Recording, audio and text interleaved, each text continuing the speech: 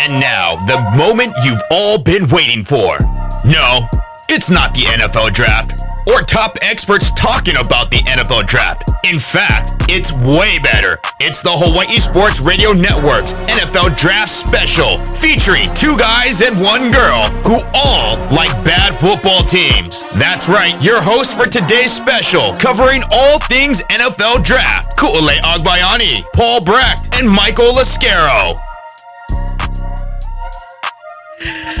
Yes, hello, beautiful people. It's Ku'ulei Agbayani, Paul Brecht, and absent Michael Lasquero. He was just He'll be here eventually. His bad football team, I think he was the most afraid of. Again, thank you, Alan Mia, for that intro from last year as well. That was kind of fun that we had that. I was like, what is going on? Okay. We are live on Hawai'i Sports Radio Network at 95.1 FM, AM 760, and Hawai'i Sports Radio.com, Ku'ulei Agbayani and Paul Brecht for the NFL Draft Special, and also streaming live right now on our YouTube channel. Happy to have you guys with us. You guys can comment on in the live chat, or you can text us at 808-888-KGU1. That's 808-888-5481. And if you guys are just kind of maybe tuning in for the first time in the afternoon, yes, this is a local show, and usually we are live weekday mornings from 8 to 10. But when it comes to the NFL draft of some sort, of course we have to go live with you guys now. We did this last year and looking forward to doing this again this year, as we are very much a couple of people that love football, and specifically, in case you didn't catch that with Alan Mia with the intro that all like bad football teams. Unfortunately, Alan is probably correct about two of the three of our favorite football teams. For two still. So sad. I, myself, am a Chicago Bears fan who is proudly sporting her Caleb Williams jersey up in here today, looking to hopefully get some additions to the offense and help the Chicago Bears probably not be the only team left out of the playoffs again, like it was this past season. Paul, on the other hand, is a Jets fan, and he was sporting his Jets gear. You have to use that camera back there because I don't want to get in trouble for having the TV in the background where usually we have the camera on Paul, but the TV is in the background. And I'm like, we ain't gonna be in trouble. There he is, right on cue. Michael Lasquero in his Rams jersey, fit right in here, nice Michael. Jersey. I know. Look at that. What did you say? It's fake. It's not officially licensed. It says Lasquero in the background too. That's even better. Yeah, that's what we like to see. Roger Goodell is riding a bicycle on the stage right now, and I don't know what's going on. There's Michael. Say hi to the camera, Michael. With your What up?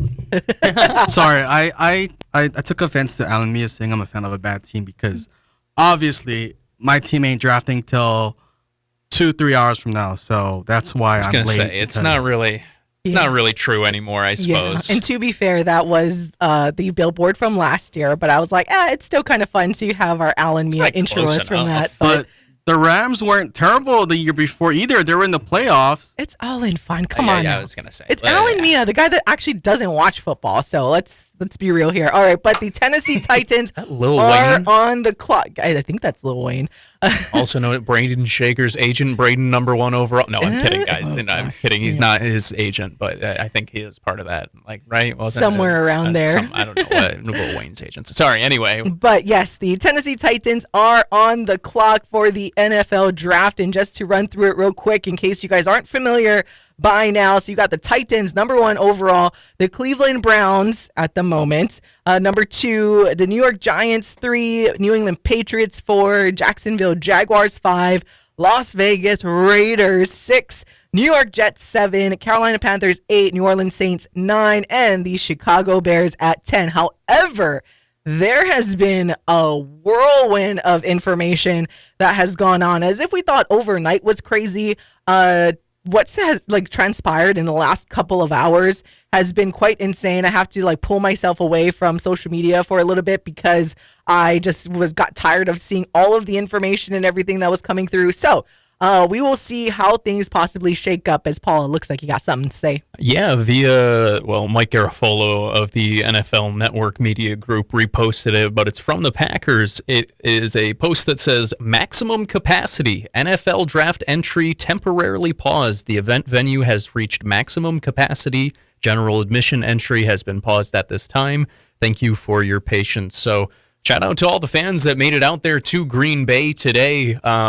Probably a lot colder than it is here in Hawaii. So, but the thing is, like, it's Green Bay. Like, what really isn't Green Bay? They don't have apparently the draft. But but other than that, they don't really have. It's not really a target destination. So for it to fill up to capacity, I'm not surprised. Yeah, listen, it's still cool. I Nice know to see you that. had a little Braden Shager shout out, but apparently our kicker that we signed in the Rainbow Warriors transfer portal December is hitting the transfer portal again. So Yeah, but that's why. I was gonna say Bye. it's like He four never played a guys snap, now. so bye. It's all good. We are talking about NFL draft today. Unless there's any more significant UH football news that comes out, then chime in. But we saw that, but I'm like, Cam Stone should get drafted tomorrow. He should Tomorrow, get right, drafted. I don't know if he will. I hope he does. I think whoever ends up with Cam will end up being very happy, even if it's just as an undrafted free agent, a priority undrafted, where this is a guy who's going to help you out, not just against the pass, but likes to get his nose dirty. He'll go and tackle against the run. Strong tackler this past season and in previous seasons before that. Little undersized comparatively to what you may want at the NFL level, but nonetheless makes up for it with IQ. Also hard worker, willing to go on special teams. I think a team's going to really, really love whenever they pull him on in. And just we love rooting for our guys from Hawaii, you know?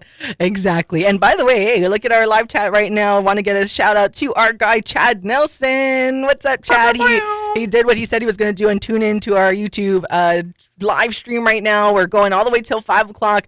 So covering a substantial portion of this first round for your getting our reactions and having a lot of fun. Again, you can chime in on the live chat or text us. And of course, he is saying, let's go Rams. Again, a fellow Rams fan like Michael over here with his jersey. We'll just say it's the real thing. It's fine. It's fake. There's no Rams anything. There's no Rams anywhere on It's it. an NFL logo on it, though. It has an NFL logo. It's from Asia, so that's where I'll just stop it. It worked out. It worked out. It gets the job done. But it's universal because it there's no team on it, right? So Yeah, and technically- then it has your last name on the back.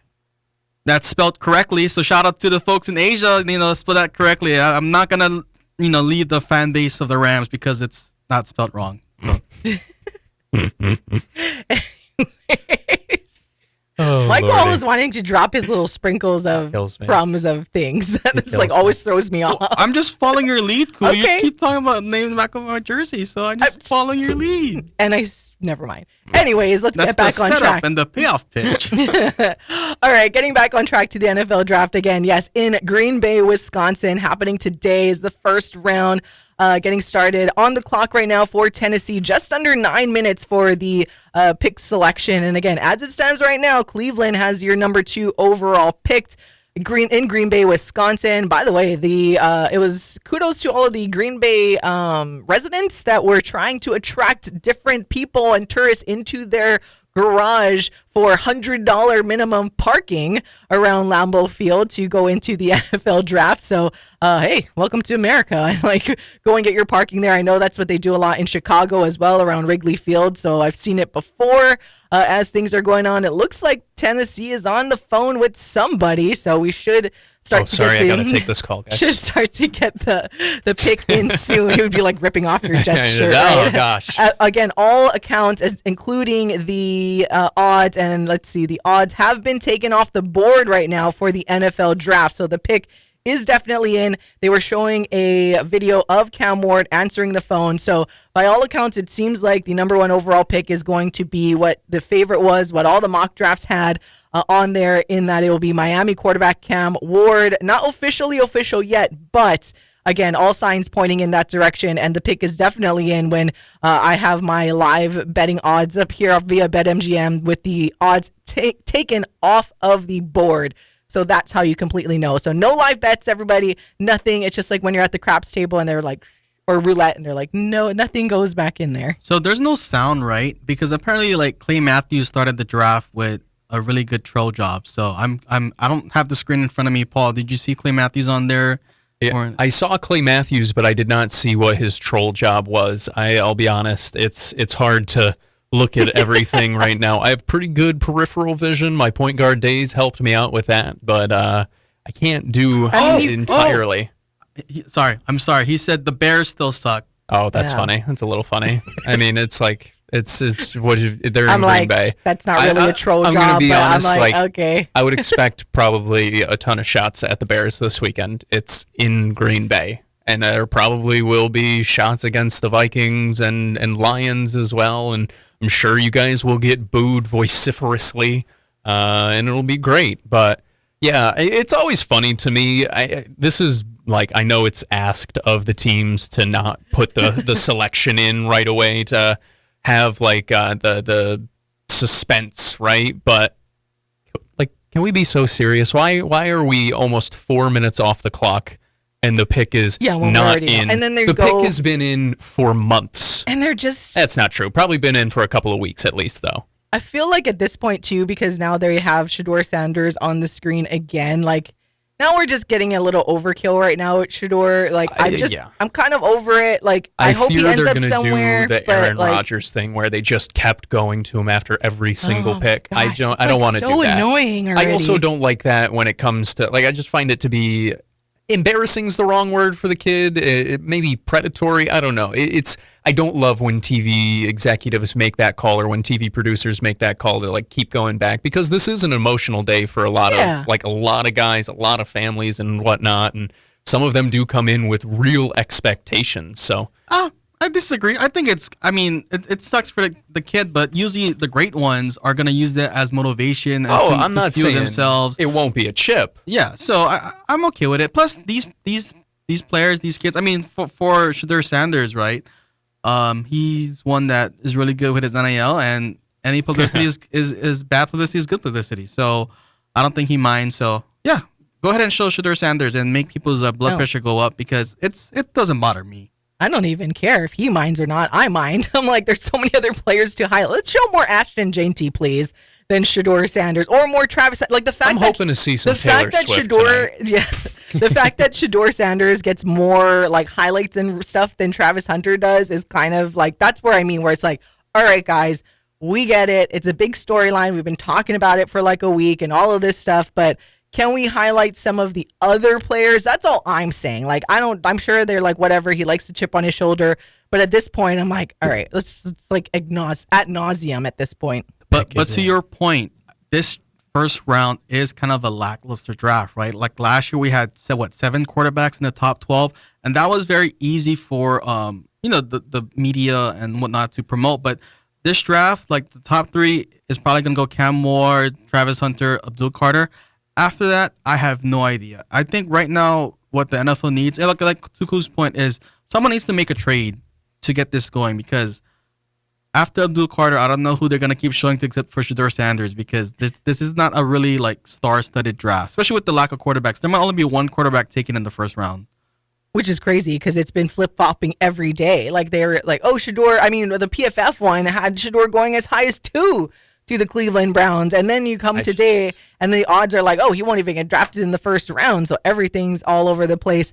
And there we go. The pick is officially in. We are getting the graphic on the screen for the Tennessee Titans, even though I feel like it's no surprise. Watch it be someone random and we're like, whoa. But for the most part, Vontae Mack, no matter what. Jalen Milroe, just kidding. Dylan Gabriel, number 1 overall Select pick. Paul Brecht.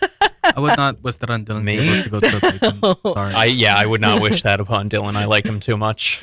All right, they pay Roger Goodell, making his way onto the stage to deliver the number 1 overall pick in the 2025 NFL Draft via the Tennessee Titans. We got the music ready, Paul? I'm ready for it. I'm waiting for it to go up on the screen, him talk a little bit.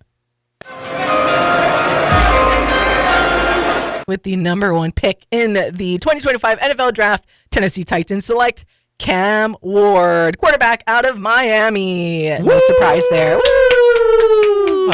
Congratulations, Tennessee Titans fans. If you are listening, we hope you are happy. I think you do need a quarterback. So, hey. Wherever you may be out there. Wherever you may be out there. But according to Pro Football Focus, so Cam Ward, 6'2", 223 pounds, again, quarterback out of Miami. Scouting report, his journey from 0-star recruit to potentially the top quarterback in this class is inspiring.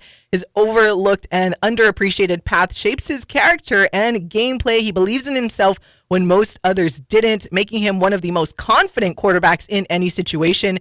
His arm strength is good for the NFL, though not in the top tier. His throwing style is unorthodox and unique. He consistently throws with a sidearm motion, holds the ball low, and often misaligns his hips and feet when throwing. As a result, his ball placement can be erratic, though it has also produced some incredible throws. His reads and progressions are generally correct, but he too often locks onto the biggest or longest throw. Despite the chaotic nature of his play style, he is graded highly in almost every stable category, and ironic truth, given the visual instability of his quarterback play. So he has some strength, and then, of course, they point out some weaknesses for quarterback Cam Ward, again, a number 1 to the Tennessee Titans. While you digest what's going on the screen, because we have had a move since you started talking.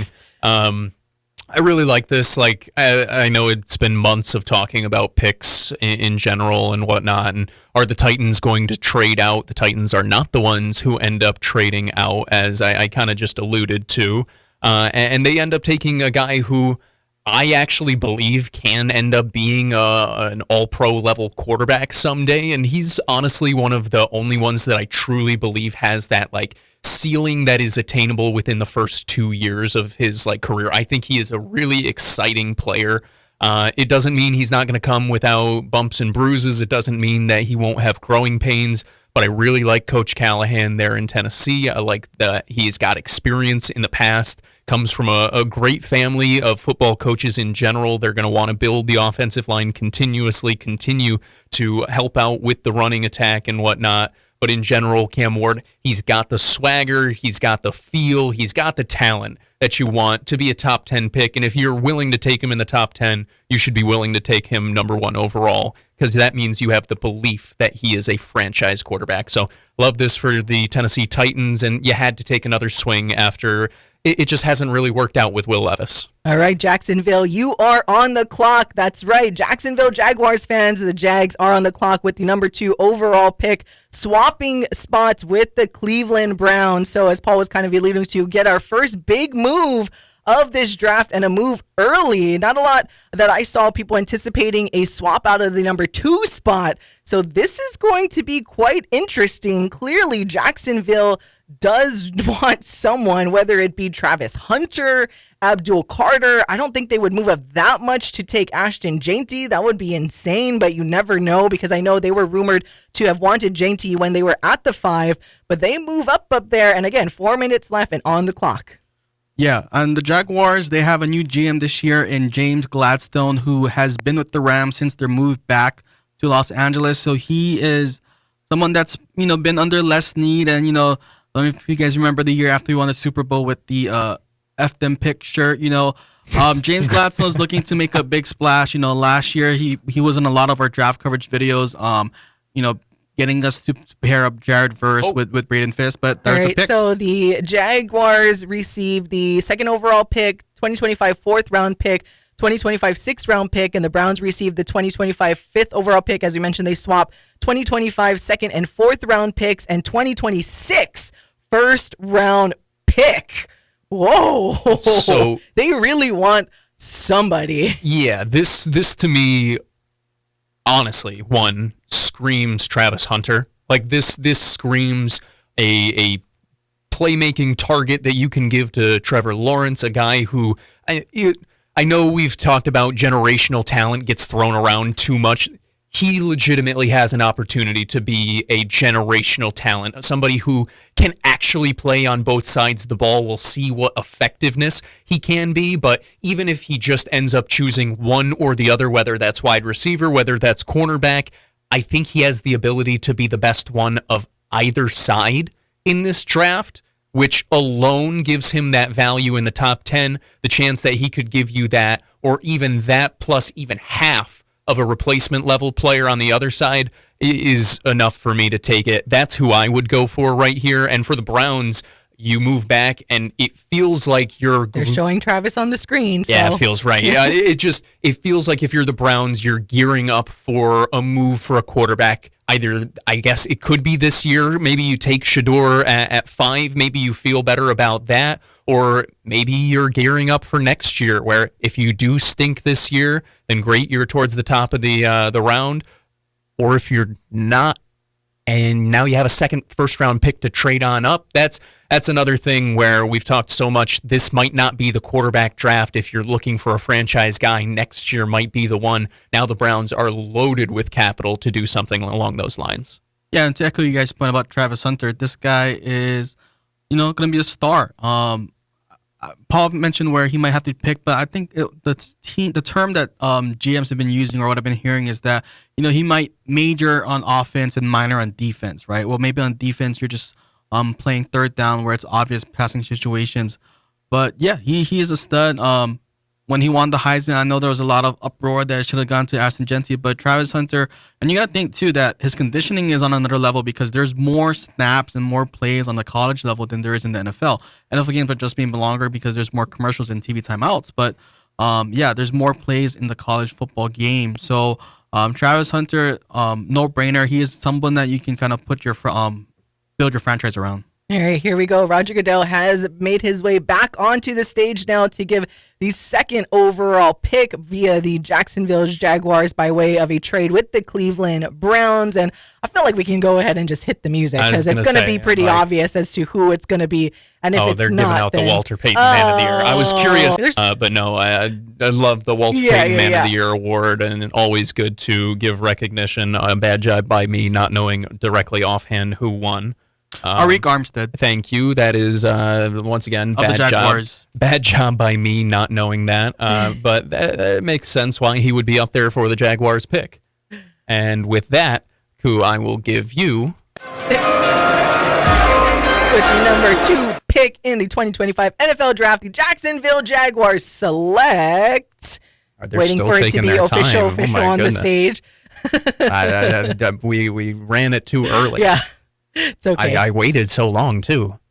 Maybe he's giving a speech. Obviously, we don't have the sound on the TV so that we don't get in trouble and it bleeds onto the radio, all of that stuff. So, and that's why the Paul cam is not facing his direction so that the TV isn't in the background. You get a nice view of my very, very white thighs. Actually, I don't know if they get a view of that. I'll have to check that on the live stream. It appears that we are finally to the pick. Pretend I didn't play it already. Whoa, that's crazy. It's a pick. With the number 2 pick in the NFL Draft, the Jacksonville Jaguars select, for real this time, Travis Hunter, cornerback / wide receiver out of Colorado. Officially official, even though we kind of... But hey, good pickup for the... And there he is, all excited awesome. In a very pink suit, looking dapper with his family and his fiance. So excited for Travis Hunter again.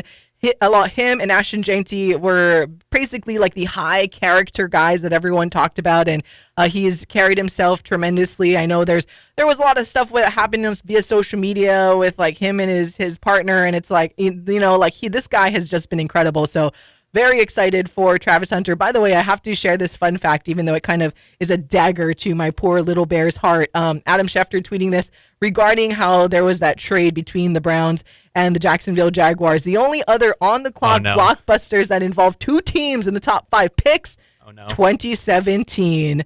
Bears traded the number 3 pick that became a defensive end Solomon Thomas, 2 third-round picks, one in 2017, one in 2018, and a 4th-round pick to the 49ers for the number 2 overall pick to select Mitch Trubisky. Mitchy Biscuits, baby. The move that I always love to bring up when it just daggers into my heart, and I was reminded by that in 2017. Per Adam Schefter, by the way, Jaguars are expected to play their first-round draft pick, Travis Hunter, on offense and defense. They will onboard him by giving him a heavy dose of wide receiver position, while still playing him at his more natural position on defense. So the number 2 overall pick will, or most likely will, play 2 positions. Ooh. Yeah.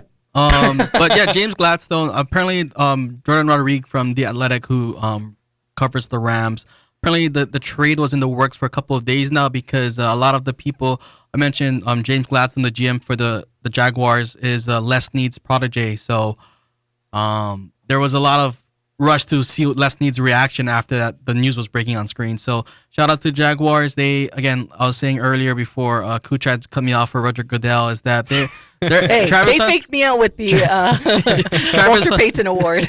Travis Hunter is a guy that you can build your team around. Basically, you're getting two positions, and in the NFL too, there is such thing as game day rosters, right? I think you have your. That's a good point. I like this. 52 team. I think you have 53 team on your roster, but on your game day roster, I think that number is in the 40s somewhere. So that kind of gives you flexibility with the whole practice squad and whatnot. So love that for Jacksonville.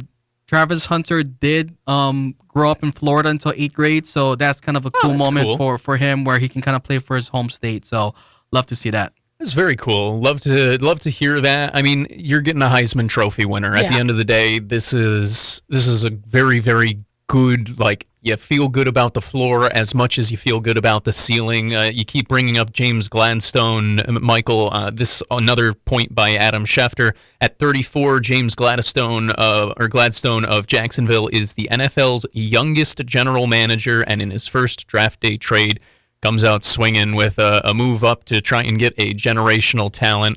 The guy I trust the most for big board stuff and scouting stuff talks about Travis Hunter, recommended he play wide receiver more than cornerback, and kind of comped him to Chad Johnson or Chad Ochocinco. Some people might know him by better as. He's really, really awesome. Some quick final report stuff on him. He's dynamic and a unique two-way player, twitchy athlete with quick feet to react to things in front of him. He's experienced in press coverage and not always given much help. The defense asked a lot of him at both Colorado and Jacksonville State, goodness gracious. He's got legit ball skills as both a wide receiver and a defensive back, caught 15 touchdowns in 2024, had 4 picks, and broke up 11 passes. So the guy he is a ball hawk on both sides. He's going to get after the ball. He's going to produce an awesome target to add to that wide receiver room in Jacksonville. Brian Thomas Jr. had an awesome year last year as a rookie for Jacksonville.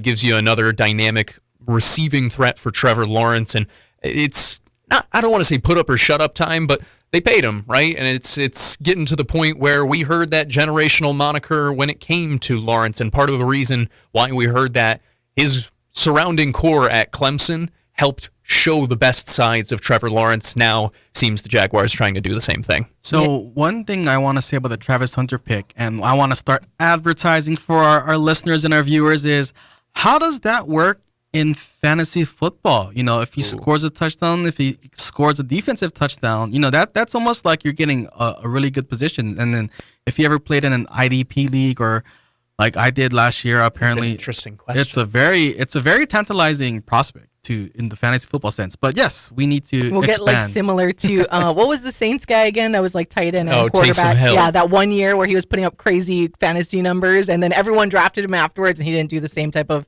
production, but hey, never know. And with the New York Giants, I don't think our AC Custodio is here in the office today, but he is a huge Giants fan, but their pick is in. So are they going to get lucky and get Abdul Carter at this point? Or I hope so. I know, I was like, Paul hopes they do because he doesn't want Carter to fall to the New England Patriots, but here we go. And New York Giants select Abdul Carter, edge rusher out of Penn State. Woo! I'm so jealous of. Yes. I mean, I didn't want like the Bears to trade up that far to get him, but for the Giants, this is a home run pick, and they really scored. And as you heard from Paul, he is ecstatic because that means Abdul Carter is not going to New England. Sorry, I feel so bad for Patriots fan. Micah, I'm sorry. Sorry. Truly speaking, I think honestly, it's better for the Patriots to have to focus more offensive anyway. I think they go offensive line, not to kind of go into the next pick too early, but I don't necessarily think it's like they were 100% taking Carter. Carter did have some sort of injury scare through the draft process. I think it was with his foot, something along those lines that held him out of a few of the workouts. Nonetheless, this is just a dynamic athlete in every way, shape, and form. If you've listened to the morning show before with Ku'ulei and I, we've talked a lot about how fun we thought this could be a pairing with Myles Garrett in Cleveland. Here, instead, he goes to New York, where you already have sexy Dexy, big Dexter Lawrence, who might be, now that Aaron Donald is retired, the best defensive tackle in the NFL.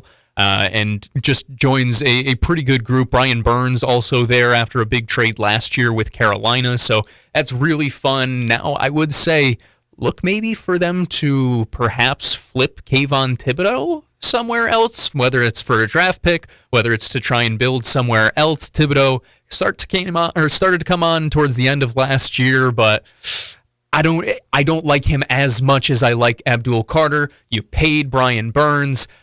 That feels like what you're screaming off the edge you're going to do, and Thibodeau is going to have to be paid before, sooner rather than later. Yeah, but you have the flexibility of deciding if not you want to pay Kayvon Thibodeau, because Thibodeau could have a down year and his market might not be that high.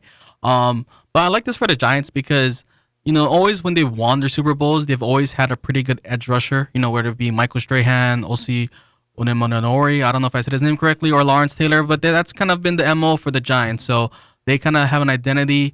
But I think Paul was saying, sorry, Paul, you said Dexter Lawrence after Aaron Donald retired? Yeah, who's better? Chris Jones? So here's the thing. I will say this. I Jalen respect Carter? No, not even close. Not even in the same tier as Dexter Lawrence. Lawrence is, the meme of like the really fancy car under the broken down garage. Yeah. That is what Dexter Lawrence is on the Giants roster, where he is just like otherworldly in there. And that was in a defense that for years was asking him to do a lot. But both of those are good shout outs by you, because I think both of them do have a case for the top defensive tackle. All right, now that there's kind of like, it seems like there's a little bit of break of the break. TV coverage, let's take a break as well. So you're listening to our special HSR and NFL Draft show on the Hawaii Sports Radio Network.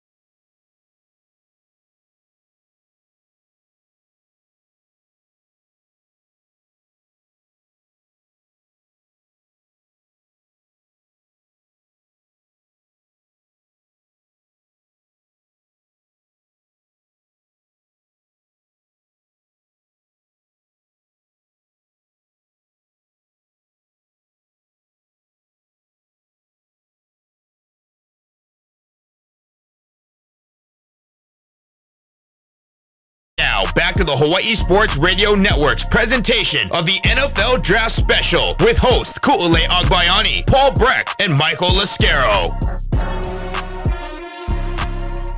Welcome back to the HSR and NFL Draft Special. Thank you to our Alan Mia. I'm Ku'ulei Agbayani alongside Paul Brecht and Michael Lasquero, taking you through the next couple of hours of the first round of the NFL Draft.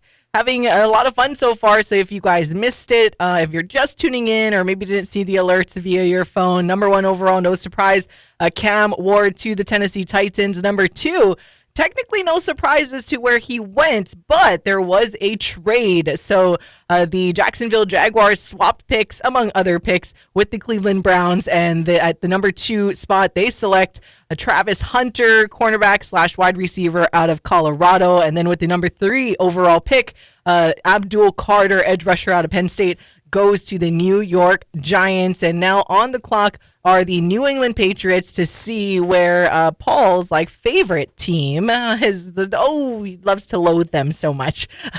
Is the pick in on the screen? No, they're still in a commercial. They're in a commercial. Okay, so I want to say, we mentioned AC not in the building, but who else in the building is Gina, and she's a big Las Vegas Raiders fan. So now the Raiders, they have a new coach this year, and Pete Carroll in the last hour has dropped 5 draft clues in GIF form. So is that what I was telling before you came in, Ku? I was like, oh, Pete Carroll just posted a photo according to my Twitter. Photo? And she's like, what's a photo? I'm like, I don't know. I didn't look at it. There's a GIF of the Sinners movie, which I haven't seen yet. The second draft clue was a GIF of Snoop Doggy Dogg.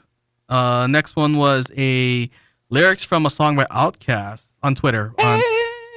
I don't know the fourth one. I don't get the fourth reference, but the fifth draft clue is John Cena holding up a WWE belt, which I think Kuma need to recreate in studio. I do have we can make that happen. I don't. Oh, wow, interesting. I'm genuinely curious where the Raiders go because they have not so quietly flirted with Ashton Genty throughout this entire process. That doesn't always mean that's where they're going. Sometimes that is just such a smokescreen that you're trying to get somebody to trade up with you, trade up in front of you. You're trying to get other people to take whoever else. The Patriots up right now. The pick is in on that. The Browns, by the way, remember, moved down to 5, like Ku mentioned, after the Jaguars.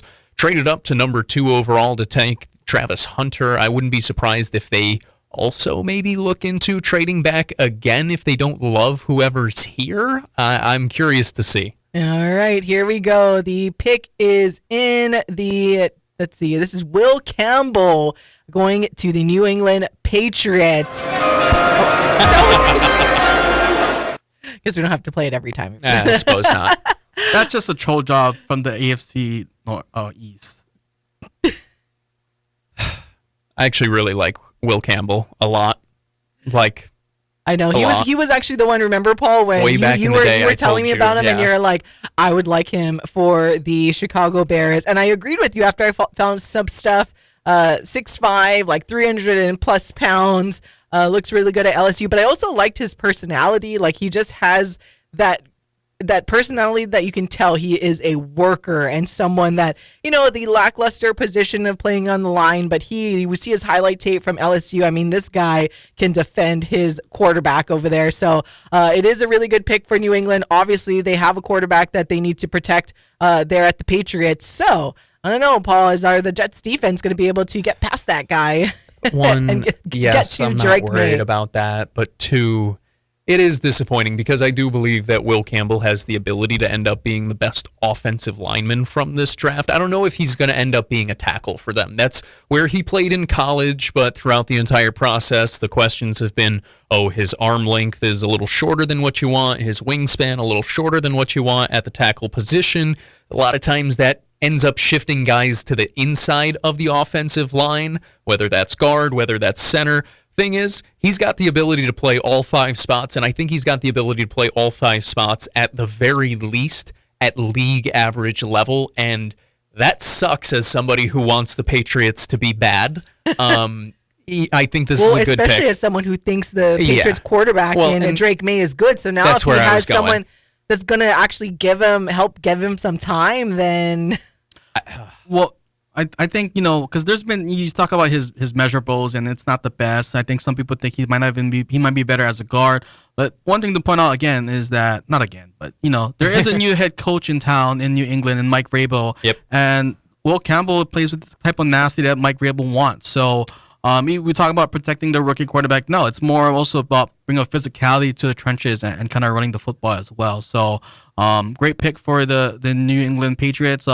And they've always Highly kind of had unfortunate. great offensive linemen, even with Tom Brady. Tom Brady will take pay cuts to make sure his linemen get paid over Smart his QBs. receivers. Over his receivers. His receivers, like if you look at his receivers, nothing is too special in New England. But his offensive lineman was really good. I mean, the guy, Tom Brady, was passing to like undersized receivers majority of his career, winning Super Bowls. And part of that is, hey, you should have some protection there, give you some time to read the field, and of course, make sure you're healthy for 40 plus years or his 40 plus age of playing in the NFL. It's crazy. Yeah, a little more information on Will Campbell for those of you who may not be familiar with him. Tackle out of LSU. Should just call him an offensive lineman because, I said, I don't know where the Patriots will end up playing him, and I'll get into that a little bit more. Quick summary on him. Campbell's a highly intelligent brawler with strengths and weaknesses that could lead to a move to guard at the next level. From a technical standpoint, he plays with a flat back and active hands to maximize his strength and power. In the run game, especially in close quarters, he gets underneath defenders and dumps them into the turf. His athleticism is evident on explosive power. He generates to move people off the line of scrimmage in short yardage and goal line situations. As a pass protector, twitchy edge rushers with length can give him some problems, and that's where I get into the wingspan part of things. His extremely limited wingspan leads to some oversetting, allowing pass rushers to cross his face and win the inside. He can survive at tackle in the NFL. His talent likely will be maximized or could be maximized at guard. I keep bringing up the wingspan. 77 and 3/8 inch wingspan would be 0th percentile for NFL offensive tackles. So that is why there are the concerns around him, because nobody at that wingspan has been able to stick at this point. But in the modern NFL now too, though, is there's different ways to block people. There's 100%. tight ends, you can chip, you can whatnot. One thing I do want to say is this guy ran a sub 500 40-yard dash. He's a scary athlete. He's an athlete, and you gotta draft the best player available. And if this is Vrabel's guy, this is Vrabel's guy. And I know Paul wants to find reasons to knock him because he's in the division. 100%. But I wanted the Jets to also get him, though, so I'll say that as well. And you wanted him for the Bears, too, so. So the Jets have been stocking up on offensive line. If they're gonna draft an offensive lineman in the first round for another straight year, Paul, is that what you're hoping for? I'd be okay with it. My preference would not be that, actually. My preference would be more like a Tyler Warren because I think that helps in both the blocking game and gives you an additional receiving target. I would also love if they could trade with Koo's team where Ashton Genty keeps falling and they move up from 10 to 7. The Jets are still able to select either, a tackle or something what happens else. with the Browns. Again, the Browns trading back with the Jacksonville Jaguars at the number 5 spot. So the Cleveland Browns, with the 5th overall pick, select Mason Graham, a defensive lineman out of Michigan, standing at 6'4", 296 pounds over there for Cleveland. Interesting. I really like Mason Graham. I'll say this right now. He's the only defensive player that I probably would have been okay with the Jets taking at 7th overall. That being said, I'm giggling over here because before I got to the studio, I was texting with some of my college group chat friends, big football fans, and I talked about I wouldn't mind Mason Graham, and a couple of them were like, oh, Mason Graham stinks. One of them was a Browns fan, so it was very funny. It was very funny to see that happen. Though, to be fair, the Browns fan said that mostly because he's a Michigan guy and because he's an Ohio State fan. God. So it was more so. Ooh, that's actually a kind of a fun little thing there for Cleveland. That's awesome. Taking a look at some of Mason Graham's profile via Pro Football Focus, looking at some of his player traits, balance and play strength. He got graded an 8 out of 10. Hand technique, 8 out of 10. Pass rush moves and counters, 7 out of 10. These are what he graded high, though. First step explosiveness, which you kind of need there on the defensive line, 9 out of 10.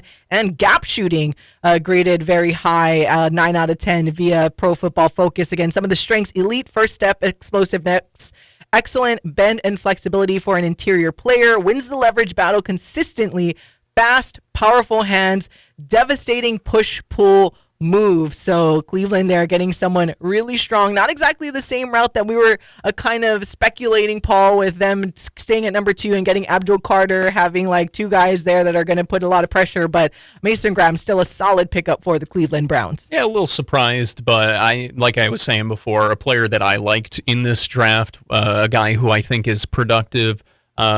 Michael, I think, are you a Michigan fan? Am I remembering that correctly? Yeah. So I was going to toss it over to you, and maybe you know a little bit better than I do some of the things he brings. Well, for starters, I think this pick might be a bit high for Mason Graham to go to, but I do want to give a shout out to Mason Graham because in 2021 he saw Michigan play Washington, and from there he committed to Michigan. Now he was on that team that was with Michigan when they won the national championship over Washington a couple years back, but he was also the defensive player of the game in the Rose Bowl against Alabama, which Michigan trailed late, so that was very big. But I mentioned that I don't like this his pick. I might be a bit high, but when you think about the Browns situation, they don't need a quarterback right now. They're tough, and the thing I do want to point out is they were able to bring back Myles Garrett, I believe.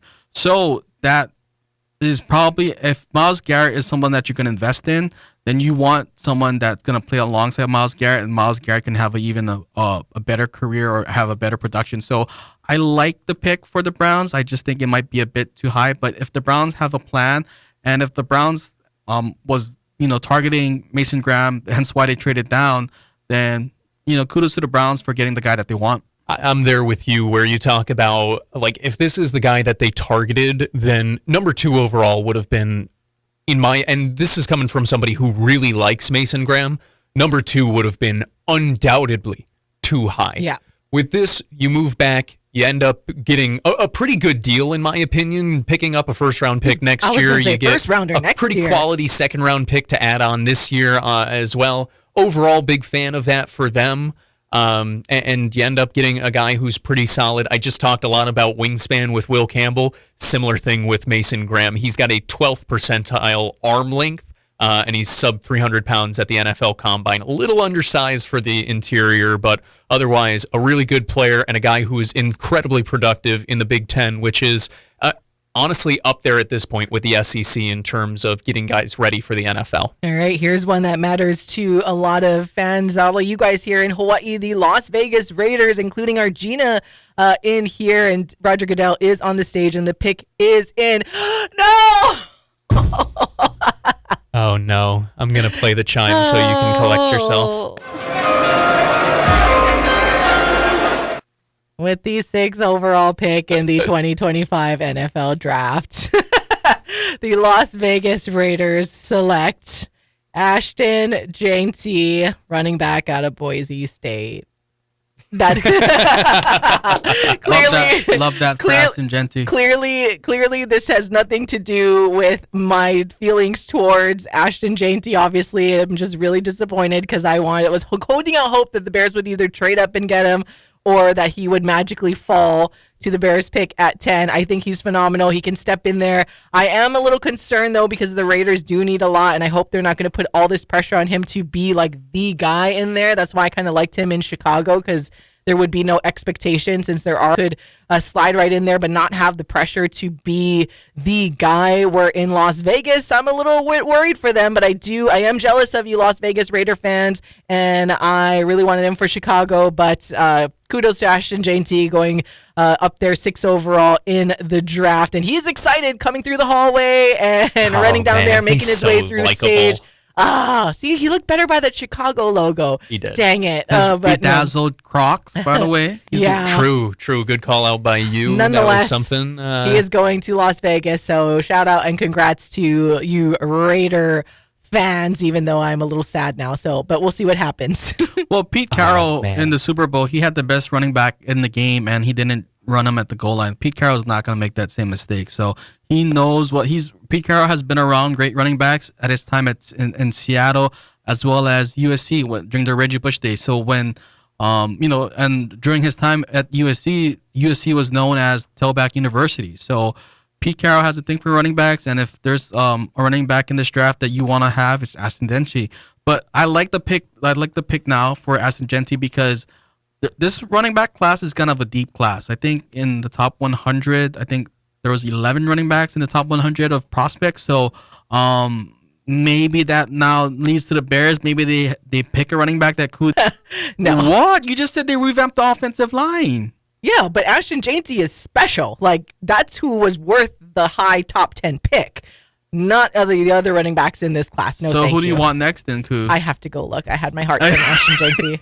I got spoiled by the fact that last year I got exactly who I wanted with the 1st and 9th or 8th pick last year, and like my heart was holding out hope that the Bears would do something in order to get Ashton Janty, but that's okay. At least he ends up in Las Vegas, and as you mentioned, Michael, someone over there, Pete Carroll, kind of knows a thing or two about having a very explosive running back, as the NFL comparison is to my other favorite running back ever in Emmitt Smith. My gosh, this is just not... Let's take a break, Paul, so I can collect myself. No, but next. We really do need to take a break, though, because it's like, yeah, they're going to take a break. We'll be right back with our Hawai'i Sports Radio Network Draft Special.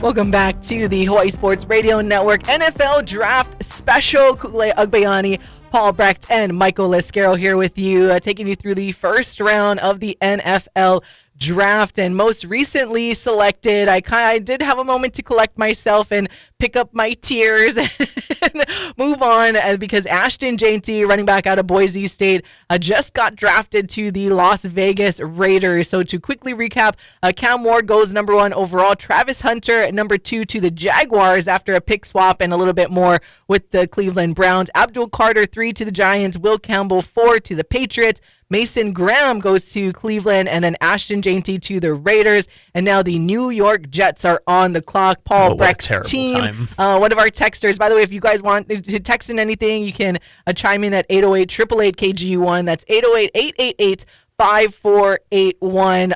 But one of our texters saying because they're from here and they live out there in Idaho now. How annoying that I'm going to see a bunch of Raiders jerseys around Boise now. Barfing emojis. Yeah, it would have been better. It would have been better for you to see a bunch of Bears jerseys in Boise. Right. All right. Here, Paul is going to stand up, and we want to see his reaction to look at this because the Jets pick is in. No Lordy. Chime needed. I will do the Chime voice myself for this. As Paul, we are streaming live on YouTube, by the way, if you guys are just tuning in. So you can go to our YouTube channel and see our actual reactions. There you go. Now you're visible. Kind of. There you go. The pick is in. The New York Jets select with the 7th overall pick. Come on, Roger. Don't mess it up. That's great. That's great. That's totally fine. That is absolutely fine. That's actually better than fine. That's actually pretty good. I think he's the best tackle in the draft. He is a right tackle by trade. That's where he played in college, and he's athletic. He has the athletic measurables of a Trent Williams, and I don't use that name lightly because Trent Williams is really freaking good at football. I really, really like him. It's once again, is it the sexy pick? No.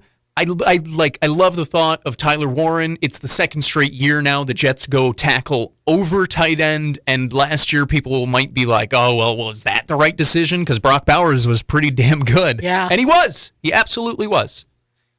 But the Jets need offensive line. And now this gives you bookend tackles, left and right tackles who can grow together for the next decade. I am a fan of it. Once again, not the sexy pick. That's okay. When you're a bad team, you can't always make the sexy pick, and the Jets did what they should have done. I really like this as a first pick, especially from a new regime in Darren Muji and Aaron Glenn. Yay! Paul is happy with his New York Jets. What a rare sentence. Woo! I know. What a rare sentence. We didn't get the crazy. By the way, Paul came over on this side, one, to see the TV, and just to remind our usual viewers on our YouTube channel, one, thank you. But two, we don't have the usual Paul cam because that's where you can see the TV in the background. And we don't want to get the little whatever strike that you get on your YouTube. No copyright strikes here. We can't have our normal Paul cam, so he had to come on over to see his reaction, but it all worked out. I want to give a shout out to my father-in-law as well, who I was told is tuning on into our YouTube. Thank you to Todd, a fellow Jets fan in sickness and in health and in misery and misery. He is also stuck along with this team, along with Morgan and all of them. So shout out to you and all the beautiful people tuning on in. Appreciate you guys joining us. Showing some fun Jets draft highlights over there too. Oh God, there are always highlights of the Jets drafts. You know why? Because it's our Super Bowl. Every single year. Sad but true. I like it just every single year. It's our Super Bowl. All right. Let me see if I can find you a little more on Membu. Michael can chat while I'm looking. Well, one thing I like about Membu is that he's loyal. He was born in Missouri, had a bunch of offers, still decided to go to Missouri. So he's a guy that's committed to the cause. He's not, I think that's kind of refreshing to see from a character level in the days of NIL and the transfer portal that he was, sticking with one state, now he's in the Big Apple. Well, how he handled to the pressure, that remains to be seen. But a great pick for their new quarterback in Justin Fields. They booted Aaron Rodgers out of there, made him flew halfway across the country on his own dime. On his own dime. But yeah, Paul guy's made $1 billion. I'm glad that's very positive for you because right now your Knicks are in a one possession game in the middle of the third quarter. We need some positive in there. It was 8-point lead last I checked, so now you're gonna make me go check again. Oh no, Michael just totally look what you did to our poor guy over there. He was all in a good mood, and now you got. Even worse. I was better off not knowing that. Oh God, no. I do like this a lot, though. By the way, Membu 6'4.5". Every inch matters. Every part of it. 332 was a junior, so he's a little bit younger in the age of 25-year-olds playing, but very excited. 5 young guys on the line for the Jets. Hey, all right. The Panthers pick is in, but we're going to take a quick break at the top of this hour and come right back with your NFL draft coverage on the Hawaii Sports Radio Network. KGU AM.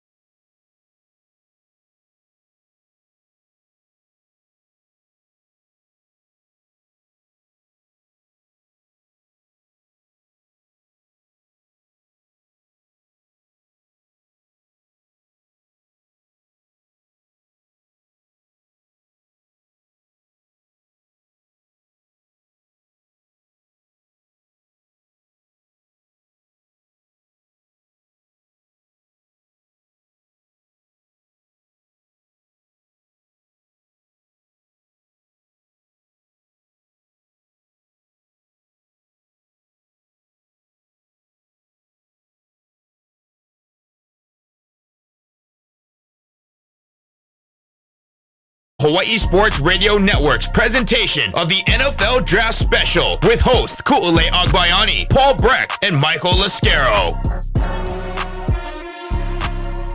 Welcome back, or welcome in to the NFL Draft Special. Ku'ulei Agbayani, Paul Brecht, and Michael Lasquero with you. Normally, you guys can hear us weekday mornings from 8 to 10, but we do this every once in a while for special occasions. And also, every single Monday, you guys can watch us on our YouTube channel, but we are streaming live today just so we can have our true reactions. Just like you guys could probably see how sad I was that Ashton Jane did. I'm going to be sad about that until the Bears pick at number 10, so we'll see what happens. But right now, the Carolina Panthers, their pick is in with the number 8 overall pick to follow the number 7 pick that went to the New York Jets, Armand Membu. Oh, local boy, Tetai Roa McMillan out of Arizona goes number 8 overall wide receiver to the Carolina Panthers. So beautiful lay that he has on, all tea leaf, a very, not your normal like tea leaf lay, but like a wrapped thick tea leaf lay that he has, purple suit. He is looking dapper. Wow, top 10 pick for someone who is originally from here in Hawaii, but obviously played majority of his football there on the continent. But wow, what an incredible feat for this young talent. I'm kind of bummed for our Dallas Cowboys friends, though, because I was holding out hope that he would end up in Dallas. But nonetheless, I hope he is able to succeed, though, in Carolina. That's the kind of, I'm almost more bummed for, I'm happy that he's gone so high in a pick. But as far as the situation there in Carolina, I'm a little concerned for McMillan. But at the end of the day, though, happy for that guy. 6'4", 219-pound receiver, again, out of Arizona, originally from out here, Waimanalo. So shout out to Nalo. Got someone to cheer for, and maybe cheer and for the Carolina Panthers. But again, hopefully things get situated so that he is able to succeed out there with the Panthers. What is the situation in Carolina you were talking about? That they are awful. They're not that awful. Bryce Young is starting to figure it out, and what I've found out is that Bryce Young was actually throwing in LA to T-Mac before the draft, so it looks like they're already establishing that connection. So, Ku, it's not every team is terrible, Ku. It's on any given day. You do realize where they're picking in the draft, right? Like one spot ahead of the Bears? Exactly, and the Bears are terrible. You know what? That's fair. That's fair. Points are being made here. I don't know. You're making my points for me. The Bears weren't terrible enough to get Ashton Genty, though. This is true. They were not. True. Which means Ku still only has about one more pick. That lay is the so Saints pretty, though. I encourage you. Maybe there. we can find a screenshot. We can post it for you on our social media. But he looks amazing. Shout out to Tetai Roa McMillan, again, out in Waimanalo, but played majority of his football life in. Oh, and he's presenting the lay to Roger Goodell. Okay. You're still going to get a fine if you do something. Sorry.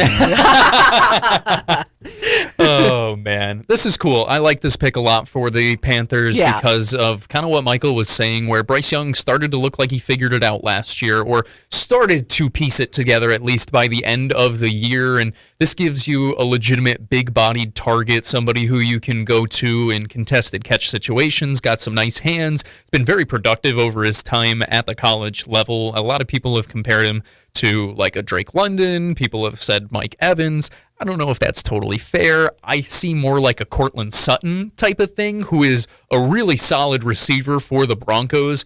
And I know that might not get your you all excited if you're hearing that. Oh, we took Cortland Sutton at 8 overall. That I think Sutton's a real good player. I think he'll help. I think McMillan, conversely, a very good player, and helps out your young quarterback as you continue to try and build up what his confidence is and was after a shaky first 2 years at the NFL level.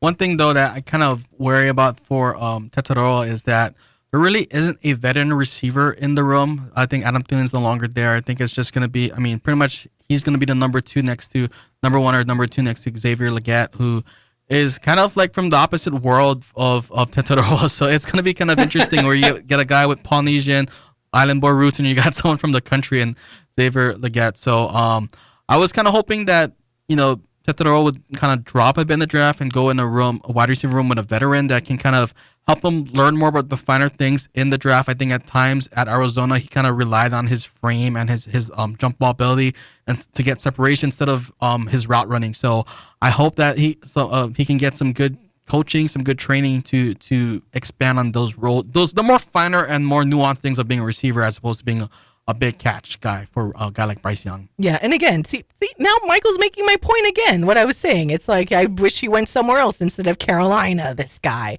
I'm checking to see if Thielen's there or not. Oh, you're checking what? I'm seeing if Thielen's there or not Yeah, because well, according to this ESPN depth chart, Thielen is there. Because I was looking that up too, and behind Bryce Young is Andy Dalton.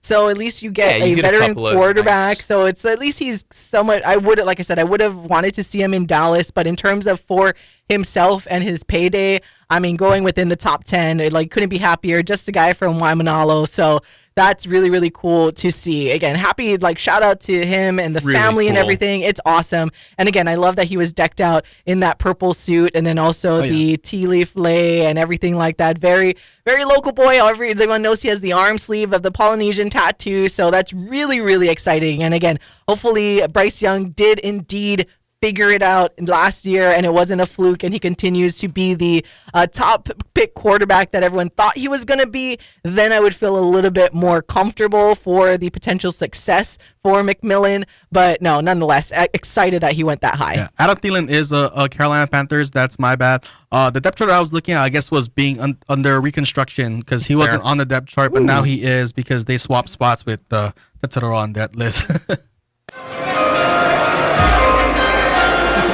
And with the number 9 overall pick, the New Orleans Saints select offensive lineman Kelvin Banks Jr. out of Texas. Oh, and there with his family, not there at the actual draft in Houston, Texas right now. Very emotional. Oh man, I hate when this happens because it makes me all emotional and choked up and just hugging what I believe is likely his parents and getting emotional. Mom. Yeah, that's mom. And oh, it's so cute. Oh. Like I said, I hate this part because I just get all emotional. You just saw the baby, though. No. The baby spit up as they were about to cut him. Oh, man. I'm curious whose baby. I wonder if that's his kid or if he has, a sister who's... I'm curious because... Oh, gosh, guys, we got 4 minutes and 30 seconds. Oh, and the pick is in. Clearly, oh, God. God. Clearly, the Bears knew who they wanted, and it wasn't Ashton Jeanty. Well, that's not true. Maybe. Well, because again, to Michael's point, I myself emotionally did not have a backup plan for who I wanted the Bears to take if they did not get Ashton Jeanty. But in Ryan Poles, we trust so far, and in Ben Johnson being over there now, I know from what I've read in the Bears blogs, that he is going to have a lot of say in this draft because he needs to build his team. As much as I kind of gave you that look about them drafting a tight end, I wouldn't be surprised. But like I said, in Ryan Poles and Ben Johnson, we trust. So we will see what happens for Chicago. Speaking of Chicago, as I mentioned earlier, that our friend out there that tunes in from Boise that had talked about now I got to see Ashton Jeanty Raiders jerseys in Boise, Idaho now. And I mentioned how, too bad it wasn't Chicago Bears jerseys instead. And he said, at least the Bears logo looked like the Campbell logo because he is a Campbell High School grad. So I'm like, that's true. See? It would have been a lot better. See, it would have worked out for everybody. So now we will see who the Bears draft. I will not name who texted me this, but this did make me chuckle just now. I was a Tet hater, but just found out he's from Hawaii, so I'm back in. No. That's really, really funny to me. I really like this, by the way, for the Saints. I know I keep saying that for everybody, by the way. If I don't say that about your pick in the top 10, that's probably really concerning, just in general. He's a solid football player, and when you're picking in the top 10, you need solid football players. The Saints did just decline the fifth-year option on Trevor Penning, who they took a few years ago to hopefully be either their left or right tackle. He's not been all that great for them. So another swing, you get a guy out of a SEC program and somebody who was really just solid overall for Texas over the past few seasons. I like the pick for the Saints as they continue to go in and out of cap hell. Schedule release. Oh, schedule release. I was like, what's going on over here? Schedule release 25. Every game revealed when? Now? I don't know. I feel like these are times where we probably should have like the subtitles on, but like I get too distracted. Yeah, I just keep reading it. I did see this tweet by Adam Schefter where the Jets draft pick says that Jets head coach Aaron Glenn had a 45-minute FaceTime call this week with Missouri offensive tackle Armand Mambeau that sealed New York's decision about who to draft in round 1. So, Paul, I guess you don't have to fly to New York to meet with your head coach. You can just have a FaceTime call for 45 minutes. Hey, listen, as long as you have service, because I will say this, if for those of you who are unaware,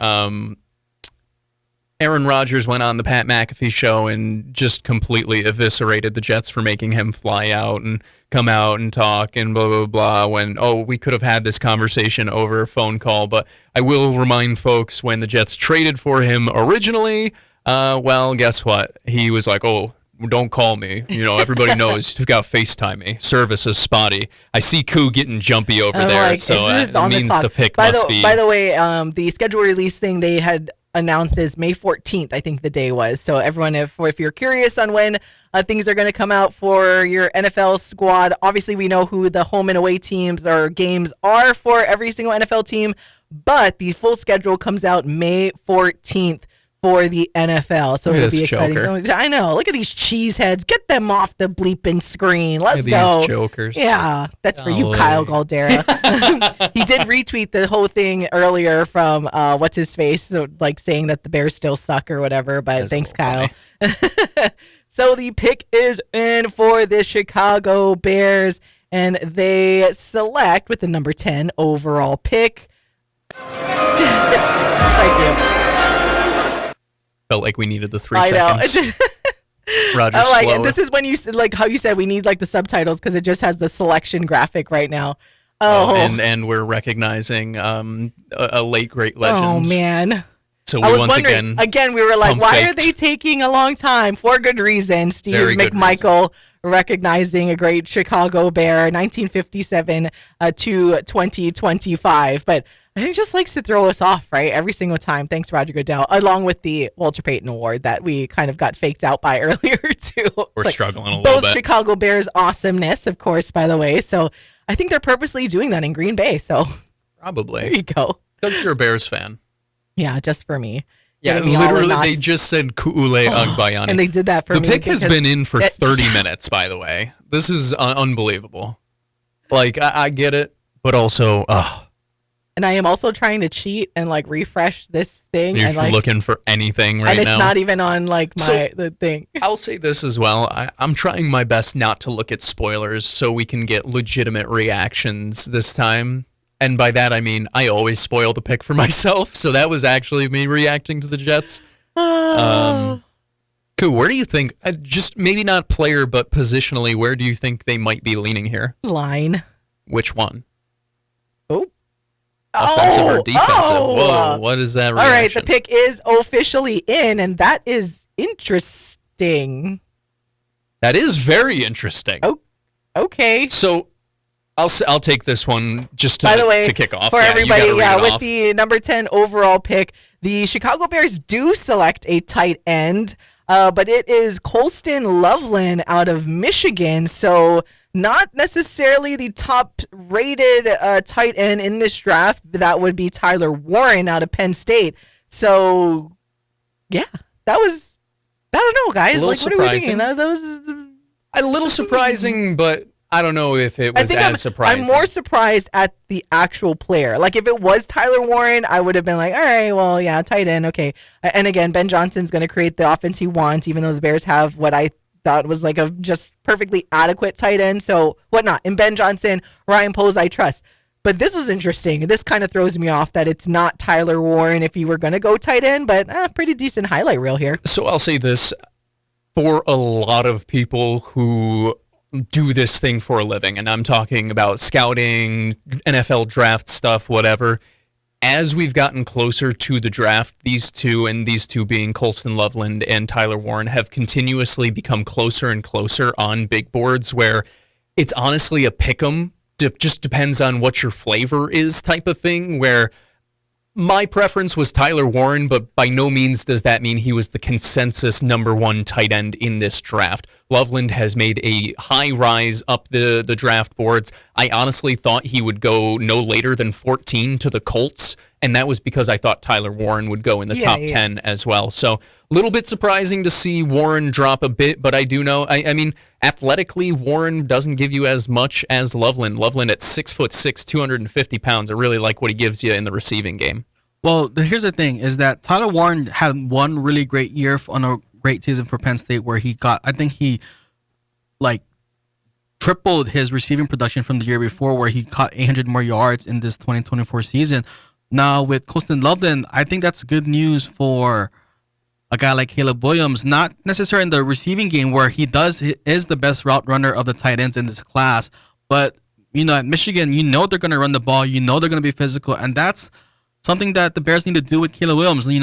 Take the ball out of his hands sometimes. Not saying that you don't want the ball in his hands, but sometimes you need to give him some little bit pressure and you run the ball so that you do have that play action threat. You do suck in the linebackers so that Caleb Williams, when the linebackers are sucked in, he can use his playmaking ability to get the ball downfield to some of because they're already loaded with receivers. Yeah. But Colston Loveland, he's someone that can be in the blocking game. Shout out also to our friend in Boise that's listening to us, because Colston Loveland was the 2021 Idaho Gatorade Player of the Year in high school. So hopefully our friend from Idaho, our friend from Boise can text Ku or chime in on YouTube and reassure Ku, because you guys were kind of shocked. But again, Michigan are just winners. But our guy in Idaho isn't from Idaho. He's a Campbell grad. Remember, he's from here. I'll say this to you, going back to my friend who's an Ohio State fan and also a Cleveland Browns fan. He is a big fan of this pick for you guys. I also have a Bears fan who asked, what are the Bears doing? So, mixed bag reaction, but my Ohio State / Browns fan friend says this guy is a dog. He was his tight end 1. And he's like, do you know how much it takes for me to say that about a Michigan player, that he's a true dog? Yes. So really, really like to hear that for you. No matter what, you just like to give more weapons to Caleb Williams. No matter what, you're just trying to build around your young quarterback. And we've seen in the NFL before, 2 tight end sets can work often. It doesn't matter that they just have Cole Kmet, because now maybe Kmet becomes even better because he has someone else to take the pressure off him a bit. Yeah, and again, because it's Ben Johnson there now and he's building the offense that he wants, I'm not mad at it by any means, right? Like, I think it's going to work out just fine. If it was an Eberflus pick that was still there, I would probably be more livid and like, what are they doing? I'm like, in Ben Johnson, we're going to trust for now and see how the season goes, because he probably knows a little bit more than I do. So although I thought they knew more than I did back in 2017, but we saw how that turned out. Like, so Fair. This has nothing to do with how they're going to perform on the football field, but. And this is totally random, and someone's gonna probably clip this, but Loveland is much more handsomer than Tyler Warren. Look it up, Ku. Look it up. Look it up, Ku. It's possible. Look it up. Look it up, Ku. Compare their faces, Ku. You're like, oh yes, we got the right guy. Here's my. Actually, I don't know. I was not expecting from my. Well, like the pick, I gotta match the energy of the pick. So I was gonna say, I'm like, I don't know if I want that from my tight end, but then I sat here and I thought about it more, and it's like, well, Travis Kelce's a good-looking dude, and he's been real good over a period of time. I think Sam Laporta is like a solid-looking individual and whatnot. Like, maybe there is something to it. Maybe the better you look, the better you play. We've talked about it before. Look good, feel good, play good. And we just normally mean like the uniforms and the accessories, not necessarily the actual God-given attractiveness. But Timon Bao's husband plays for the Bears. You gotta attract talent, Ku. Did you look at how he looks like? Ku, come on. I did not look it up. Look him up and compare him to Tyler Warren. I can't believe we're having this conversation. Shador Sanders with like the people, I guess, in Canton, Texas. Interesting. All right. Well, I don't know. Anyways, let's just take a quick break while we can. The 49ers are up next and on the clock, by the way. So we'll be right back on the Hawaii Sports Radio Network.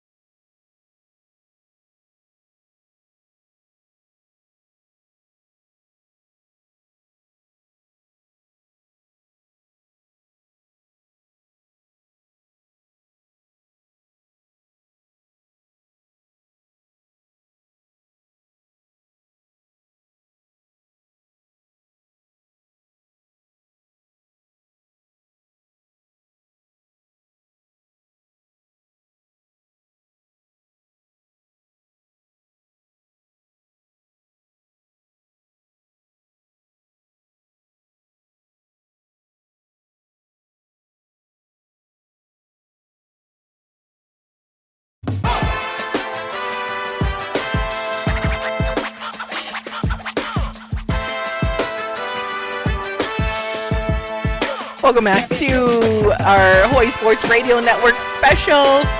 That's why Daryl was texting me. Come on in, boss man. Yes, we are on YouTube, so you can say hi to everybody. Say hi to the camera over there. Thank you, sir. The 49ers pick with the 11th overall pick. They select Michael Williams, edge rusher out of Georgia. There you go, San Francisco. It wasn't my team. I just saw your text and everything. Okay, bye, Daryl. Bye, boss man. Thanks, boss man. So thank you guys for joining on in. Ku'ulei Agbayani, Paul Brecht, and Michael Lasquero for our special NFL Draft live coverage show. Normally, you guys can hear us weekday mornings from 8 to 10 and streaming live on our YouTube channel on Mondays. But we're also streaming live right now on our YouTube channel just because it's a lot more fun that way to get the reactions from everybody. So again, most recently, if you're just tuning in, thank you, of course.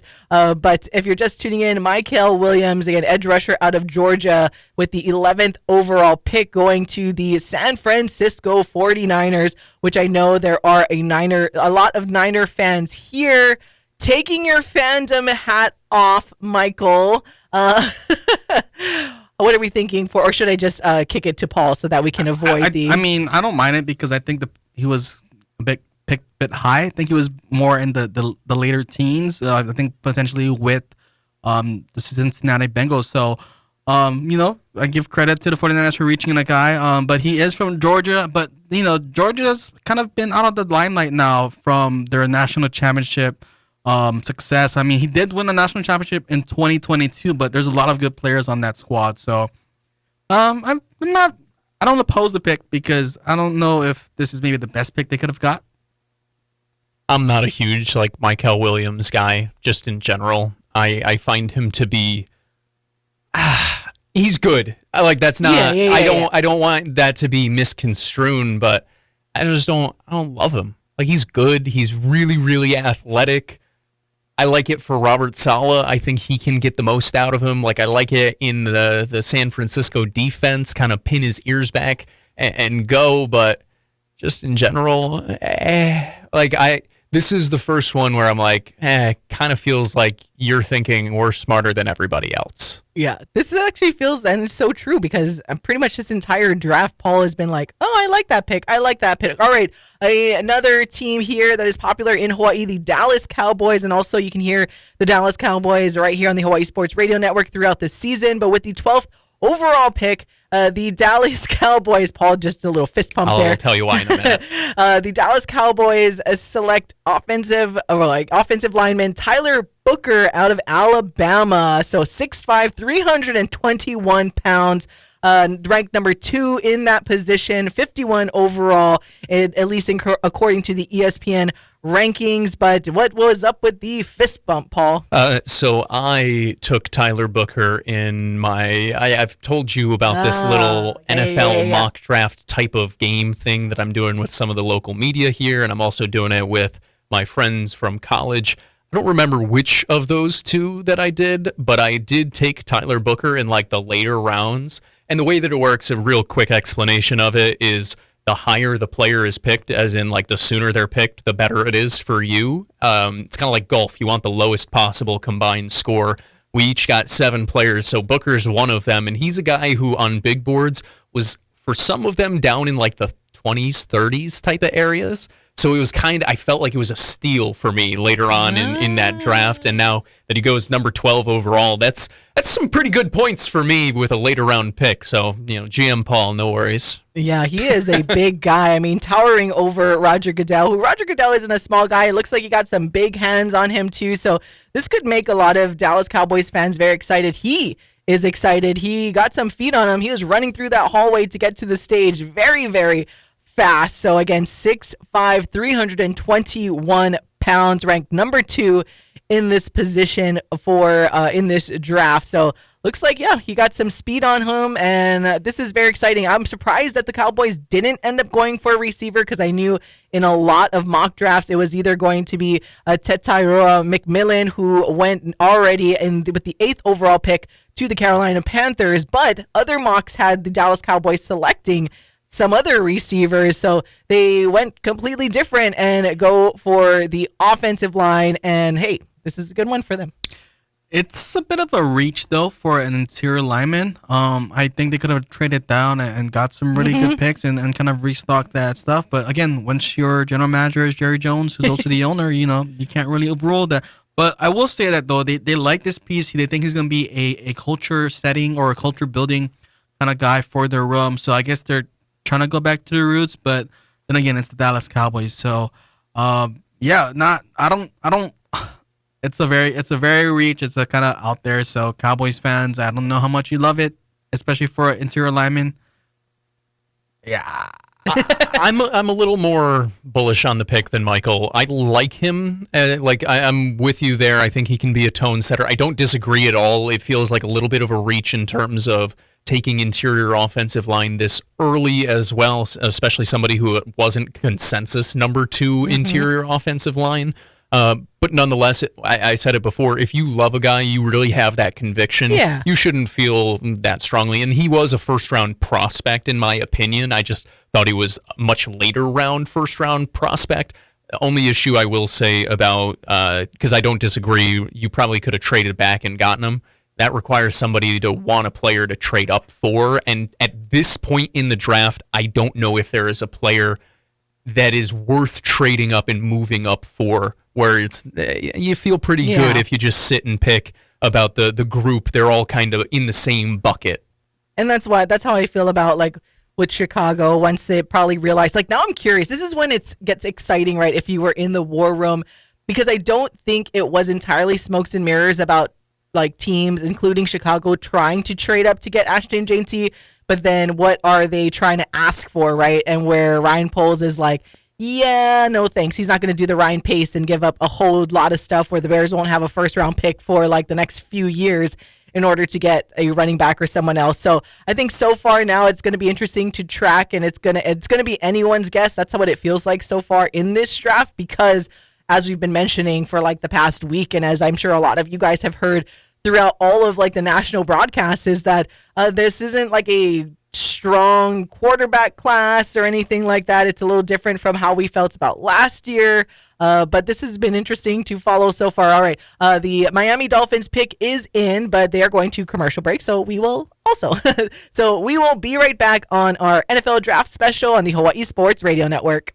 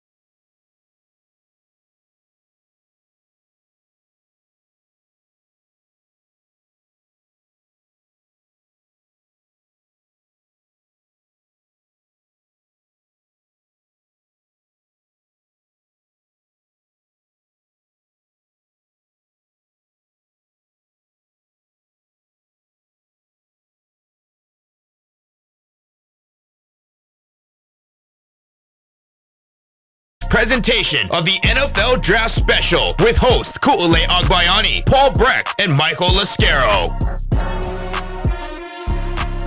Welcome back to the NFL Draft Special. Ku'ulei Agbayani, Paul Brecht, and Michael Lasquero with you guys. We are live on the radio, obviously, streaming online at hawaiisportsradio.com and streaming a video stream on our YouTube channel. So hello to everybody that might be tuning in to our YouTube. Shout out to our guy Caesar. He was, as always, Caesar is our dedicated viewer on YouTube out there on Maui. And he was in the live chat before we were even live. So saying, Normal aloha, Caesar y'all. things. Happy draft day. Dylan Gabriel will be the best quarterback in this draft when it's all said and done. I don't care where he gets drafted at or not. The Steelers should strongly consider drafting Dylan Gabriel.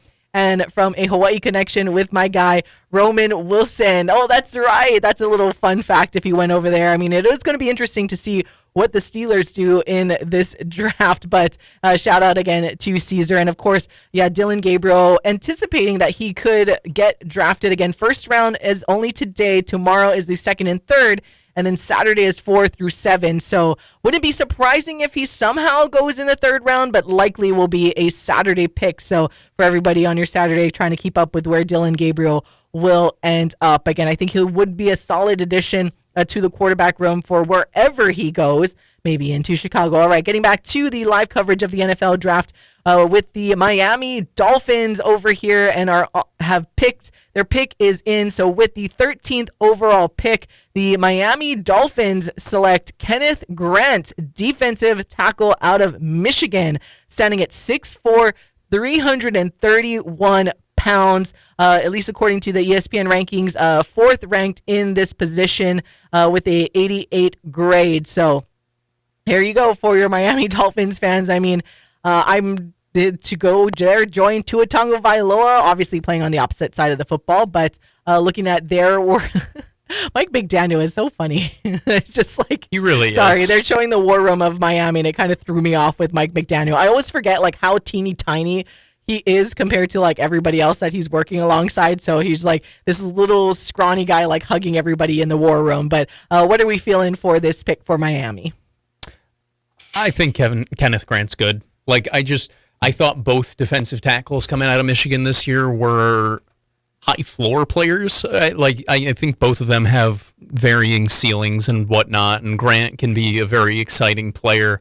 But no matter what, I thought both of them would come out and they'd be productive NFL players. So I like that. It's kind of what you want in this draft. I'm going to continue to say it throughout this first round, most likely, where it's just, if you're not a sure thing or you don't love somebody or everybody's grouped in the same bucket, like, take somebody whose floor you know will be at the very least a quality NFL player. And that's what they get here, with the potential to be even more than that. I really like what he was at Michigan, productive with solid potential. Yeah, I mean, I think it's a bit high. I don't. Some mocks I've seen didn't have him in the first round, but you know, when you beat the reigning national champ, when you beat the eventual national champion during the regular season, your stock kind of goes up. So shout out to Michigan, shout out to Ohio State, shout out to the Big Ten, because evidently the SEC is losing their foothold on being, as you know, the conference you want to be in, because you're gonna go high in the draft and make you NFL ready. So shout out to the Wolverines. Michael's team over here. 6'3" and 5/8", 331. A junior, so a little bit younger as well, which you always like at this point. A true nose tackle / shade nose size, experience, production.